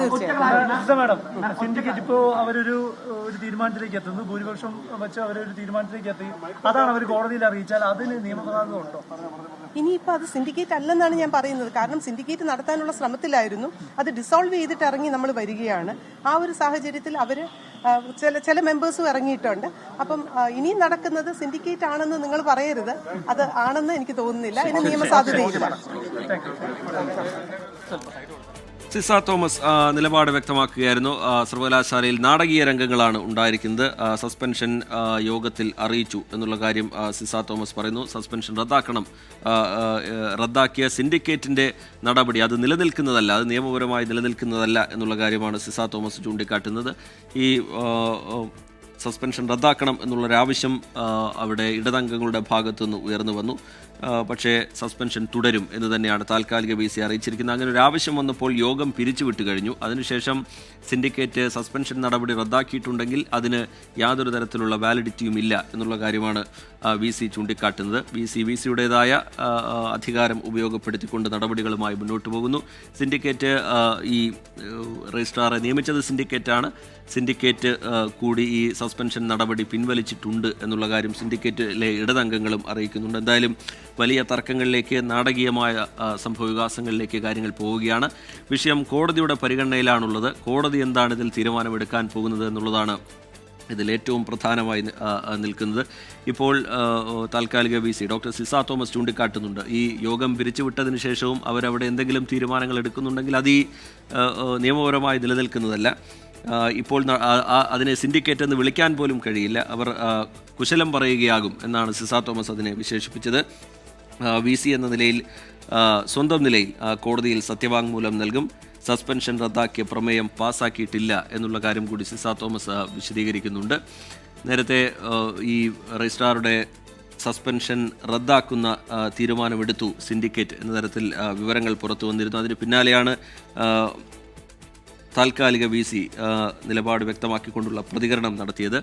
സലീം മാലിക് വിവരങ്ങളുമായി ചേർന്നു. സലീം, ഈ യോഗം പിരിച്ചുവിട്ട് കഴിഞ്ഞതാണ്. ഇങ്ങനെ ഒരു ആവശ്യം വന്നപ്പോൾ അതിനുശേഷം സിൻഡിക്കേറ്റ് എന്തെങ്കിലും തീരുമാനമെടുത്തിട്ടുണ്ടെങ്കിൽ അതിന് നിയമപരമായി നിലനിൽപ്പില്ല എന്നുള്ള കാര്യമാണ് സിസ തോമസ് ചൂണ്ടിക്കാട്ടുന്നത്. ഈ സസ്പെൻഷൻ റദ്ദാക്കി എന്നുള്ള കാര്യത്തെയൊന്നും VC അംഗീകരിക്കുന്നുമില്ല. ഈ തർക്കം നേരത്തെ നമ്മൾ പറഞ്ഞതുപോലെ കോടതിയിലേക്ക് പോകുന്ന ഒരു പരിഹാരത്തിന്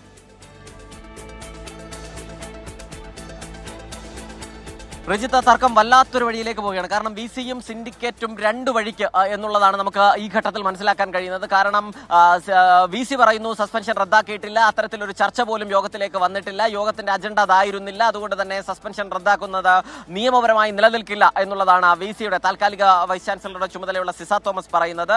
അതേസമയം സിൻഡിക്കേറ്റ് അതിനുശേഷം ഈ യോഗം പിരിച്ചുവിട്ടതിന് ശേഷമാണ്, യോഗം ചെയറിൽ നിന്ന് ഇറങ്ങിപ്പോയതിന് ശേഷമാണ് ഇടത് സിൻഡിക്കേറ്റ് അംഗങ്ങൾ മറ്റൊരു പ്രമേയം പാസാക്കിയെന്ന് പറയുന്നത് എന്നുള്ളതാണ് സിസ തോമസും BJPയുടെ സിൻഡിക്കേറ്റ് അംഗങ്ങളും ആരോപിക്കുന്നത്. അതേസമയം ഇപ്പോഴും സിൻഡിക്കേറ്റ് യോഗം തുടരുകയാണ് എന്നുള്ളതാണ് ഇടതംഗങ്ങൾ സൂചിപ്പിക്കുകയും ചെയ്ത. യോഗം അവിടെ ചേരുകയാണ്. പക്ഷേ അതിനെ പരിഹസിച്ചുകൊണ്ട് BJP അംഗങ്ങൾ പറഞ്ഞത് ഇപ്പോൾ അവിടെ പാർട്ടി യോഗം വല്ലതും ചേരുകയായിരിക്കും എന്നുള്ളതാണ്. സിസ തോമസ് പറഞ്ഞത് യോഗം കഴിഞ്ഞതിന് ശേഷം കുശലം പറഞ്ഞിരിക്കുകയായിരിക്കും എന്നുള്ളതാണ്. പക്ഷേ ഇടതംഗങ്ങൾ പറയുന്നത് യോഗം ഇപ്പോഴും തുടരുകയാണ്. സസ്പെൻഷനുമായി ബന്ധപ്പെട്ട നടപടി അജണ്ടയിൽ വന്നു, ഇതിനുശേഷം അജണ്ടയിൽ വന്നു, അത് റദ്ദാക്കി എന്നുള്ളതാണ് പറയുന്നത്. അതിന് നിയമപരമായി എത്രത്തോളം സാധുതയുണ്ട് എന്നതുൾപ്പെടെയുള്ള കാര്യങ്ങൾ ഇനി വേണം തീരുമാനിക്കാൻ. കാരണം റദ്ദാക്കിയതായുള്ള ഒരു പ്രമേയം VC-യുടെ അസാന്നിധ്യത്തിലാണ് ഇവർ പാസ്സാക്കിയത്. അത് പാസ്സാക്കിയതിന് ശേഷം അതിൽ റദ്ദാക്കി എന്നുള്ളൊരു വിവരവും പുറത്തുവിട്ടതാണ്. പക്ഷേ അത് ഏത് നിലയിലാണത് നിലവിൽ നിലനിൽക്കുന്നത് എന്നുള്ള കാര്യത്തിൽ സംശയമുണ്ട്. അത് കോടതിയിലേക്ക് പോയാൽ മാത്രമേ ആ തർക്കം അവസാനിക്കൂ എന്നാണ് നമ്മൾ മനസ്സിലാക്കുന്നത്. കാരണം ഈ സസ്പെൻഷൻ റദ്ദാക്കി എന്നുള്ള നടപടി സിൻഡിക്കേറ്റിൻ്റെതാണ്. സിൻഡിക്കേറ്റ് അത് പറയുന്നതിന് കാരണം എല്ലാത്തിൻ്റെയും അപ്പലറ്റ് അതോറിറ്റി സിൻഡിക്കേറ്റാണ്, ഏറ്റവും മുകളിൽ സിൻഡിക്കേറ്റാണ്.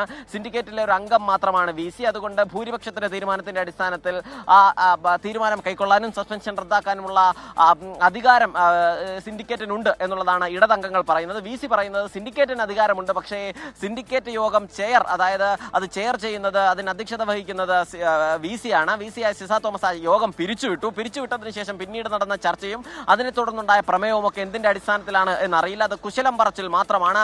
അതല്ലാതെ നിയമപരമായ ഒരു സാധുതയുമില്ല എന്നുള്ളതാണ് പറയുന്നത്. ഇപ്പോഴും ഈ യോഗം അവിടെ തുടരുകയാണ്. ഈ സിൻഡിക്കേറ്റിന്റെ അംഗങ്ങളുടെ, ഇടത് സിൻഡിക്കേറ്റ് അംഗങ്ങൾ ഇപ്പോഴും ആ യോഗം അവിടെ ചേരുകയാണ്. അവർ അതിനുശേഷമാണ്, നമ്മൾ മനസ്സിലാക്കുന്നത് അനുസരിച്ച് ഈ വിഷയങ്ങൾക്കൊക്കെ ശേഷമാണ് നിലവിലെ ചർച്ച അവിടേക്ക് തുടങ്ങിയത്. അതിനുശേഷം അവർ തന്നെ പ്രമേയം അവതരിപ്പിക്കുകയും ആ പ്രമേയം അവർ തന്നെ പാസ്സാക്കുകയുമായിരുന്നു. അതിന് നിയമപരമായി നിലനിൽക്കുമോ എന്നുള്ള കാര്യമൊക്കെ കോടതിയിലേക്ക് തന്നെ പോകേണ്ടി വരും. നേരത്തെ റീജിത്ത് സൂചിപ്പിച്ചതുപോലെ കോടതിയിൽ മാത്രം തീരുന്നൊരു പരിഹാരമായി ആ വിഷയം മാറുന്നു എന്നുള്ളതാണ് നിലവിൽ മനസ്സിലാക്കുന്നത്. സലീം മാലിക് തിരുവനന്തപുരത്ത് നിന്ന് വിവരങ്ങൾ നൽകുകയായിരുന്നു, സർവകലാശാലയിൽ നിന്ന് വിവരങ്ങൾ നൽകുകയായിരുന്നു. ബി ദിലീപ് കുമാർ കൂടി വിവരങ്ങളുമായി ന്യൂസ് ഡെസ്കിൽ നിന്ന് ചേരുന്നുണ്ട്. ബി ദിലീപ് കുമാർ, ഇതിപ്പോൾ ഈ VC-യും സിൻഡിക്കേറ്റും ഒക്കെ അവരുടെ അധികാരങ്ങളെ അല്ല, അത് ഞാൻ കോടതിയുടെ പരിഗണനയിൽ ഇരിക്കുന്ന ഒരു കാര്യമാണ്. ആ കോടതിയുടെ പരിഗണന അനുസരിച്ചിട്ട് കോടതിയിൽ ഇരിക്കുന്ന ഒരു കാര്യമാണ്. അത് കോടതിയുടെ നാളെ പരിഗണിക്കുന്നത്. അത് കഴിഞ്ഞിട്ട് നമ്മൾ അതിനെക്കുറിച്ച് എന്തെങ്കിലുമൊക്കെ പറയാം. ഞാൻ പറഞ്ഞു, ഇത് നമ്മൾ അതിനെക്കുറിച്ച് എനിക്കിപ്പം എന്തറിയോ, കോടതിയിൽ ഇരിക്കുന്ന ഒരു കാര്യത്തെക്കുറിച്ച് നമ്മൾ സംസാരിക്കാൻ ഇപ്പം നമുക്ക് പറ്റുന്ന ഒരു കാര്യമല്ല. ഒന്നും തീരുമാനമായില്ല. ഇന്നത്തെ യോഗത്തിൽ തീരുമാനമൊന്നും ആയിട്ടില്ല. VC യോഗം പിരിച്ചുവിട്ടു. വസ്തുതയാണ്. അല്ല, നമുക്ക് ആ യോഗത്തിൽ ഇരിക്കാൻ ഉത്തരയോ. VC പിരിച്ചുവിടുന്ന ഒരു യോഗത്തിൽ നമുക്ക് പിന്നെ ഇരിക്കുന്നിട്ട് കാര്യമില്ല. അതുകൊണ്ട് നമ്മൾ ഇറങ്ങി പോകും. ഒന്നും തീരുമാനമായിട്ടില്ല. ഒരു ചോദ്യം, UDF അംഗം എന്ന നിലയിൽ ഈ സസ്പെൻഷൻ നടപടിക്ക് ഒപ്പമാണോ അതിനെതിരാണോ? ഒരിക്കലും നമ്മൾ ഒരു വൈസ് ചാൻസലർക്ക് ഒരു രജിസ്ട്രാറെ സസ്പെൻഡ് ചെയ്യാൻ അധികാരമില്ല. അത് തികച്ചും തെറ്റാണ്. സസ്പെൻഷൻ നടപടിക്ക് എതിരാണ് താങ്കൾ. പക്ഷേ യോഗത്തിൽ ഭൂരിപക്ഷ നിലപാടിനൊപ്പമല്ല. കോൺഗ്രസ് അംഗം ഈ ഭൂരിപക്ഷ നിലപാട് പറഞ്ഞല്ലോ. ഇത് കോടതിയിൽ ഇരിക്കുന്ന ഒരു കാര്യമാണ്. അത് കോടതിയുടെ തീരുമാനം വരട്ടെ. ഇതിനെക്കുറിച്ചുള്ള തീരുമാനം കോടതിയുടെ ഒരു തീരുമാനമാണ്. ഞാൻ പറഞ്ഞല്ലോ, അത് കോടതിയിൽ ഇരിക്കുന്ന തീരുമാനമാണ്. അത് ഞാൻ പറയാം, കോടതിയുടെ ഒരു തീരുമാനമാണ്. ആ കോടതി തീരുമാനിക്കും. ഞാൻ പറഞ്ഞല്ലോ, അതിനെക്കുറിച്ച് തീരുമാനം എടുത്തില്ലല്ലോ. വൈസ് ചാൻസലർ പോയില്ലല്ലോ. സസ്പെൻഷൻ അല്ല, അത് ഇപ്പൊ ആൾറെഡി അൽകുമാർ സാർ കോടതി കേസ് കൊടുത്തിരിക്കുകയാണ്. ആ കേസിന്റെ വിധി നാളെ വാദത്തിൽ വിളിച്ചിരിക്കുകയാണ്. അതിനൊരു തീരുമാനം നാളെ ഉണ്ടാവട്ടെ. അത് കഴിയുമ്പോൾ നമ്മൾ അതിനെക്കുറിച്ച് ചർച്ച പറയാം. ബി ദിലീപ് കുമാർ ന്യൂസ് ഡെസ്കിൽ നിന്ന് വിവരങ്ങളുമായി ചേരുന്നുണ്ട്. ദിലീപ് കുമാർ, ഈ സിൻഡിക്കേറ്റിലെ ഇടതംഗങ്ങളായാലും VC ആയാലും അധികാരങ്ങളെക്കുറിച്ചാണ് വിശദീകരിക്കുന്നത്. VC നേരത്തെ പറയുന്നു, VC ആ യോഗം പിരിച്ചുവിട്ട് കഴിഞ്ഞാൽ പിന്നെ അവിടെ എടുക്കുന്ന തീരുമാനങ്ങൾക്ക് പിന്നെ നിയമപരമായ നിലനിൽപ്പില്ല. അത് ആ യോഗം പിരിച്ചുവിട്ട് കഴിഞ്ഞു. പിന്നെ രജിസ്ട്രാറുടെ സസ്പെൻഷൻ നടപടി റദ്ദാക്കിയിട്ടുണ്ടെങ്കിൽ അതിന് വാലിഡിറ്റി ഇല്ല എന്നുള്ള കാര്യമാണ് VC ചൂണ്ടിക്കാട്ടുന്നത്. സസ്പെൻഷൻ റദ്ദാക്കിയിട്ടില്ല എന്നുള്ള കാര്യം VC ആവർത്തിച്ച് പറയുകയും ചെയ്യുന്നു. സിൻഡിക്കേറ്റ് ആണെങ്കിൽ സിൻഡിക്കേറ്റിൻ്റെ ഭാഗമാണ് VC എന്നുള്ള കാര്യം ചൂണ്ടിക്കാട്ടുന്നു. ഇതിൽ വലിയ തർക്കങ്ങളിലേക്ക്, പുതിയ പോരിലേക്കൊക്കെ കാര്യങ്ങൾ കടക്കുന്നുണ്ട്. ഇനി കോടതിയിൽ നിന്നാണ് ഒരു തീരുമാനം ഇതുമായി ബന്ധപ്പെട്ട് വരാൻ പോകുന്നത്. എത്രത്തോളം പ്രധാനമാണ് ഇപ്പോൾ ഈ സിൻഡിക്കേറ്റും VC-യും ഉയർത്തുന്ന വാദങ്ങൾ? ഇനി കോടതിയിലേക്ക് ഇതെത്താൻ പോകുന്ന സാഹചര്യം. ദിലീപ് കുമാർ.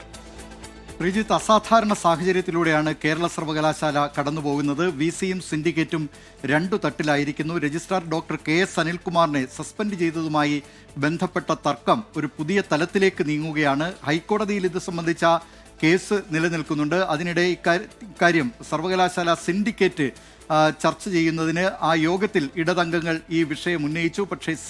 പക്ഷേ VC ഡോക്ടർ സിസ തോമസ് ഇക്കാര്യം അനുവദിച്ചില്ല. സിൻഡിക്കേറ്റ് അംഗങ്ങൾ യോഗം തുടരുകയാണ്, ഇടതു സിൻഡിക്കേറ്റ് അംഗങ്ങൾ യോഗം തുടരുകയാണ്. അതിനിടെ ഈ വിഷയം കോടതിയുടെ പരിഗണനയിലുള്ളതിനാൽ അത് ചർച്ച ചെയ്യാനാവില്ല എന്ന നിലപാടാണ് VC സ്വീകരിച്ചത്. അപ്പോൾ ഇനിയിപ്പോൾ ഉയർന്നു വരുന്ന ചോദ്യങ്ങൾ ഇതാണ്, അല്ലെങ്കിൽ ഇനി കാണാൻ പോകുന്ന കാര്യങ്ങൾ ഇവയാണ്. അതായത് സർവകലാശാലയുമായി ബന്ധപ്പെട്ട് കേരള സർവകലാശാലയോടെയാണ് ഇക്കാര്യത്തിൽ എന്താണ് നിലപാട് എന്നറിയിക്കണമെന്ന് ഹൈക്കോടതി കഴിഞ്ഞ ദിവസം ആവശ്യപ്പെട്ടത്. അങ്ങനെ സ്വീകരിക്കുന്ന നിലപാട്, സർവകലാശാല ഇക്കാര്യത്തിൽ സ്വീകരിക്കാൻ പോകുന്ന നിലപാട് VCയുടേതാണോ അതോ സിൻഡിക്കേറ്റിൻ്റെ നിലപാടാണോ സ്വീകരിക്കാൻ പോവുക എന്നത് ഒരു പ്രധാനപ്പെട്ട കാര്യം. രണ്ടാമത്തെ കാര്യം, ഈ കേസുമായി ബന്ധപ്പെട്ടുകൊണ്ട് കോടതിയിൽ ഹാജരാകുന്ന അഭിഭാഷകൻ, അത് സർവകലാശാലയുടെ അഭിഭാഷകനാണ് ഹാജരായി സത്യവാങ്മൂലം നൽകേണ്ടത്. അങ്ങനെയെങ്കിൽ അത് VCയുടെ നിർദ്ദേശപ്രകാരമായിരിക്കുമോ ഈ അഭിഭാഷകൻ സത്യവാങ്മൂലം നൽകുക, അതോ സിൻഡിക്കേറ്റിൻ്റെ തീരുമാനപ്രകാരമായിരിക്കുമോ ഈ അഭിഭാഷകൻ സത്യവാങ്മൂലം നൽകുക, അതോ സ്വന്തം ചെലവിൽ VC ഇക്കാര്യത്തിൽ ഒരു തീരുമാനമെടുക്കുമോ എന്നതൊക്കെ ഇനി അറിയാനിരിക്കുന്നതേ ഉള്ളൂ. അങ്ങനെ സങ്കീർണമായ സാഹചര്യത്തിലൂടെയാണ് ഈ വിഷയം ഇപ്പോൾ കടന്നുപോകുന്നത്. സർവകലാശാലയുടെ സ്റ്റാറ്റ്യൂട്ട് പ്രകാരം അസിസ്റ്റന്റ് രജിസ്ട്രാർക്കെതിരെ വരെ മാത്രമേ നടപടിയെടുക്കുന്നതിന് VCക്ക് അധികാരമുള്ളൂ എന്നാണ് ഇടതംഗങ്ങൾ വാദിക്കുന്നത്. ഡെപ്യൂട്ടി രജിസ്ട്രാർ, ജോയിന്റ് രജിസ്ട്രാർ തുടങ്ങി അതിന് മുകളിലോട്ടുള്ളവരുടെ കാര്യത്തിൽ നടപടിയെടുക്കേണ്ടത് സിൻഡിക്കേറ്റിലാണ്, അവർക്കാണ് അതിനുള്ള അധികാരം എന്നും സർവകലാശാല സ്റ്റാറ്റ്യൂട്ടിലുണ്ട് എന്ന കാര്യമാണ് ഇക്കാര്യത്തിൽ ഇടതംഗങ്ങൾ ചൂണ്ടിക്കാട്ടുന്നത്. ദൈനംദിന കാര്യവുമായി ബന്ധപ്പെട്ട് VCക്ക് ആവശ്യമെങ്കിൽ പെട്ടെന്നൊരു നടപടിയെടുക്കാം. പക്ഷേ ഇക്കാര്യത്തിൽ സർവകലാശാല സിൻഡിക്കേറ്റാണ് അനുമതി നൽകേണ്ടത്. അതുകൊണ്ട് സിൻഡിക്കേറ്റിൻ്റെ തീരുമാനമാണ് നിലനിൽക്കുന്നതെന്നാണ് ഇടതംഗങ്ങൾ പറയുന്നത്. നേരത്തെ ഇക്കാര്യത്തിൽ സർവകലാശാല VC ഡോക്ടർ മോഹൻ കുന്നുമ്മൽ എടുത്ത നിലപാട്, VCയെ സസ്പെൻഡ് ചെയ്തത്, അതിന് പിന്നാലെ താൽക്കാലിക ചുമതലയാണ് ഇപ്പോൾ ഡോക്ടർ സിസ തോമസിന് നൽകിയിട്ടുള്ളത്. ഡോക്ടർ സിസ തോമസും നേരത്തെ തന്നെ VC സ്വീകരിച്ചിട്ടുള്ള നിലപാടിന്, മോഹൻ കുന്നുമ്മലിൻ്റെ നിലപാടിന് അനുസരിച്ച് തന്നെയാണ് ഇപ്പോൾ ഡോക്ടർ സിസ തോമസും ആ നിലപാട് സ്വീകരിച്ചിരിക്കുന്നത്. ഇതോടുകൂടി കോടതിയിലേക്ക് ഇനി ഏത് സത്യവാങ്മൂലം, ആരുടെ സത്യവാങ്മൂലം എത്തും? രണ്ടുപേരും, VCയും സിൻഡിക്കേറ്റും കോടതിയിൽ സത്യവാങ്മൂലം നൽകും എന്ന കാര്യം അറിയിച്ചിട്ടുണ്ട്. അതുകൊണ്ട് ആരുടെ സത്യവാങ്മൂലമായിരിക്കും കോടതി ഇനി പരിഗണിക്കാൻ പോവുക? VCയുടെ സത്യവാങ്മൂലമാണോ അതോ സിൻഡിക്കേറ്റിൻ്റെതാണോ, അതോ രണ്ടും പരിഗണിച്ചതിന് ശേഷം മെറിറ്റിൻ്റെ അടിസ്ഥാനത്തിൽ കോടതി ഒരു തീരുമാനമെടുക്കുമോ എന്നതൊക്കെ ഇനി കാത്തിരുന്ന് കാണേണ്ടതുണ്ട്. ഏതായാലും നാടകീയമായ സംഭവങ്ങൾ, അസാധാരണമായ സാഹചര്യങ്ങൾ ഇതാണിപ്പോൾ കേരള സർവകലാശാലയിൽ ഉണ്ടാകുന്നത്. ശ്രീജിത്ത്. ദിലീപ് കുമാർ ന്യൂസ് ഡെസ്കിൽ നിന്ന് വിവരങ്ങൾ നൽകുകയായിരുന്നു. അസാധാരണമായ ഒരു തർക്കമാണ് സിൻഡിക്കേറ്റും VCയും തമ്മിൽ രൂപപ്പെട്ടിരിക്കുന്നത്. കോടതിയിൽ സിൻഡിക്കേറ്റും VCയും വെവ്വേറെ സത്യവാങ്മൂലം നൽകാൻ പോകുന്നു. കോടതി എന്ത് നിലപാടാണ് ഇതുമായി ബന്ധപ്പെട്ട് സ്വീകരിക്കുന്നത് എന്നുള്ളത് വലിയ ആകാംക്ഷയാണ്. വാർത്തകളിലേക്ക് വീണ്ടും. ടിബറ്റൻ ആത്മീയ നേതാവ് ദലൈലാമയുടെ 90ാം ജന്മദിനം പ്രൗഢഗംഭീരമായി ആഘോഷിച്ചു. ധരംശാലയിൽ നടന്ന ആഘോഷ ചടങ്ങിൽ കേന്ദ്രമന്ത്രിമാരും വിവിധ രാജ്യങ്ങളിൽ നിന്നുള്ള പ്രതിനിധികളും പങ്കെടുത്തു. അനുകമ്പയും സമാധാനവും പുലർത്തണമെന്ന് വിശ്വാസികളോട് ആഹ്വാനം ചെയ്ത് ദലൈലാമ.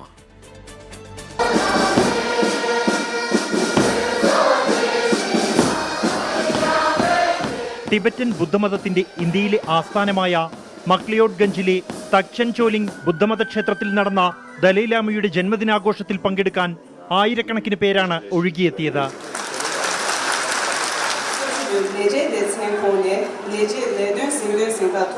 കേന്ദ്രമന്ത്രിമാരായ കിരൺ റിജിജു, ലല്ലൻ സിംഗ്, അരുണാചൽ മുഖ്യമന്ത്രി പേമ ഖണ്ഡു, വിദേശ പ്രതിനിധികളടക്കം നിരവധി പേർ ചടങ്ങിനെത്തി. തന്നെ കാണാൻ എത്തിയവർക്ക് നന്ദി അറിയിച്ച ദലൈലാമ ടിബറ്റൻ സംസ്കാരവും പൈതൃകവും പ്രോത്സാഹിപ്പിക്കുന്നതിനുള്ള പ്രതിബദ്ധതയിൽ ശ്രദ്ധ കേന്ദ്രീകരിക്കുമെന്ന് ജന്മദിന സന്ദേശത്തിൽ പറഞ്ഞു.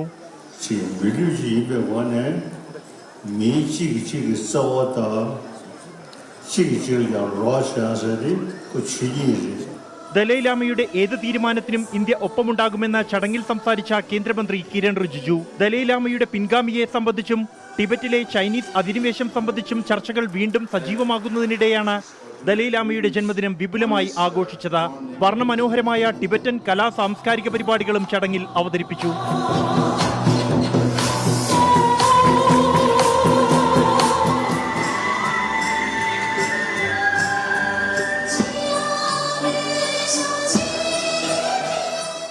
ചൈനീസ് അതിക്രമങ്ങൾക്ക് അഹിംസയിലൂടെ പ്രതിരോധം തീർത്ത് കലുഷിതമായ കാലത്ത് തന്റെ ജനതയെ ശാന്തിയിലേക്ക് നയിച്ച ദലൈലാമ 90ാം പിറന്നാൾ ആഘോഷിക്കുമ്പോൾ ലോകം മുഴുവൻ അദ്ദേഹത്തിന് ആശംസകളുമായി ഈ കുന്നിൻ മുകളിൽ എത്തുകയാണ്.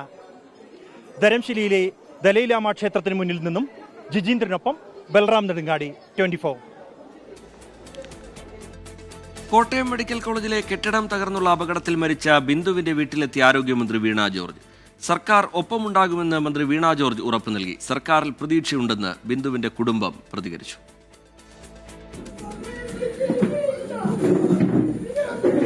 അപകടം നടന്ന 4-ാം ദിവസമാണ് ബിന്ദുവിന്റെ വീട്ടിൽ മന്ത്രി വീണ ജോർജ് എത്തുന്നത്.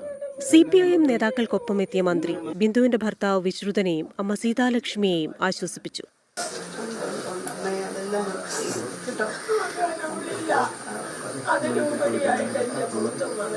സ്ഥിരം തൊഴിൽ ഉൾപ്പെടെയുള്ള കുടുംബത്തിന്റെ ആവശ്യത്തിൽ സർക്കാർ ഉചിതമായ നടപടി സ്വീകരിക്കുമെന്ന് മന്ത്രി വീണ ജോർജ്. സർക്കാർ അവർക്ക് ഒപ്പം പൂർണ്ണമായിട്ടും ഉണ്ടാകും. ബഹുമാനപ്പെട്ട മുഖ്യമന്ത്രി ഇക്കാര്യം സംസാരിച്ചിരുന്നു. അത് ബഹുമാനപ്പെട്ട മുഖ്യമന്ത്രി തന്നെ മന്ത്രിസഭാ യോഗത്തിന്റെ അടിസ്ഥാനത്തിൽ ബഹുമാനപ്പെട്ട മുഖ്യമന്ത്രി തന്നെ അത് പ്രഖ്യാപിക്കും. മന്ത്രിയുടെ സന്ദർശനത്തിൽ പ്രതീക്ഷയുണ്ടെന്ന് ബിന്ദുവിന്റെ ഭർത്താവ് വിശ്രുതൻ. പോസിറ്റീവായി ഇനി നമ്മൾ ഒരുപാട് പറഞ്ഞ് എല്ലാവർക്കും അറിയാം, ഇവിടുത്തെ കാര്യങ്ങളും എല്ലാം ഇവിടെ കണ്ടപ്പോൾ അറിയാമല്ലോ. എല്ലാം ഒരു പോസിറ്റീവായിട്ട് തന്നെ ചിന്തിച്ച് അതിന് പരിഹാരം ഉണ്ടാക്കാമെന്നും പറഞ്ഞാൽ പോയി, കുഴപ്പമില്ല, എല്ലാം മുന്നോട്ട്. ബിന്ദുവിന്റെ കുടുംബത്തിന് കൈത്താങ്ങായി ജോലി ചെയ്തിരുന്ന തലയോലപ്പറമ്പിലെ ടെക്സ്റ്റൈൽ സ്ഥാപനവും സഹായം പ്രഖ്യാപിച്ചു. 1 ലക്ഷം രൂപ 2 ദിവസം ഞാൻ കൊടുക്കുന്നതായിരിക്കും. അത് കഴിഞ്ഞ് ആജീവനാന്തം എല്ലാ മാസവും 5000 രൂപ വെച്ച് കൊടുക്കുന്നതായിരിക്കും. എല്ലാ മാസവും അമ്മയുടെ പേരിൽ അക്കൗണ്ടിൽ 5000 രൂപ വെച്ചിട്ട് കൊടുക്കാം. ബിന്ദുവിന്റെ കുടുംബത്തിന് ധനസഹായത്തിനുള്ള റിപ്പോർട്ട് ജില്ലാ കളക്ടർ സർക്കാരിന് സമർപ്പിച്ചു. റിപ്പോർട്ട് പരിഗണിച്ചാകും ധനസഹായ പ്രഖ്യാപനം. 24 കോട്ടയം. ഈ റിപ്പോർട്ടോടെ വാർത്താമഴ പൂർത്തിയാവുകയാണ്.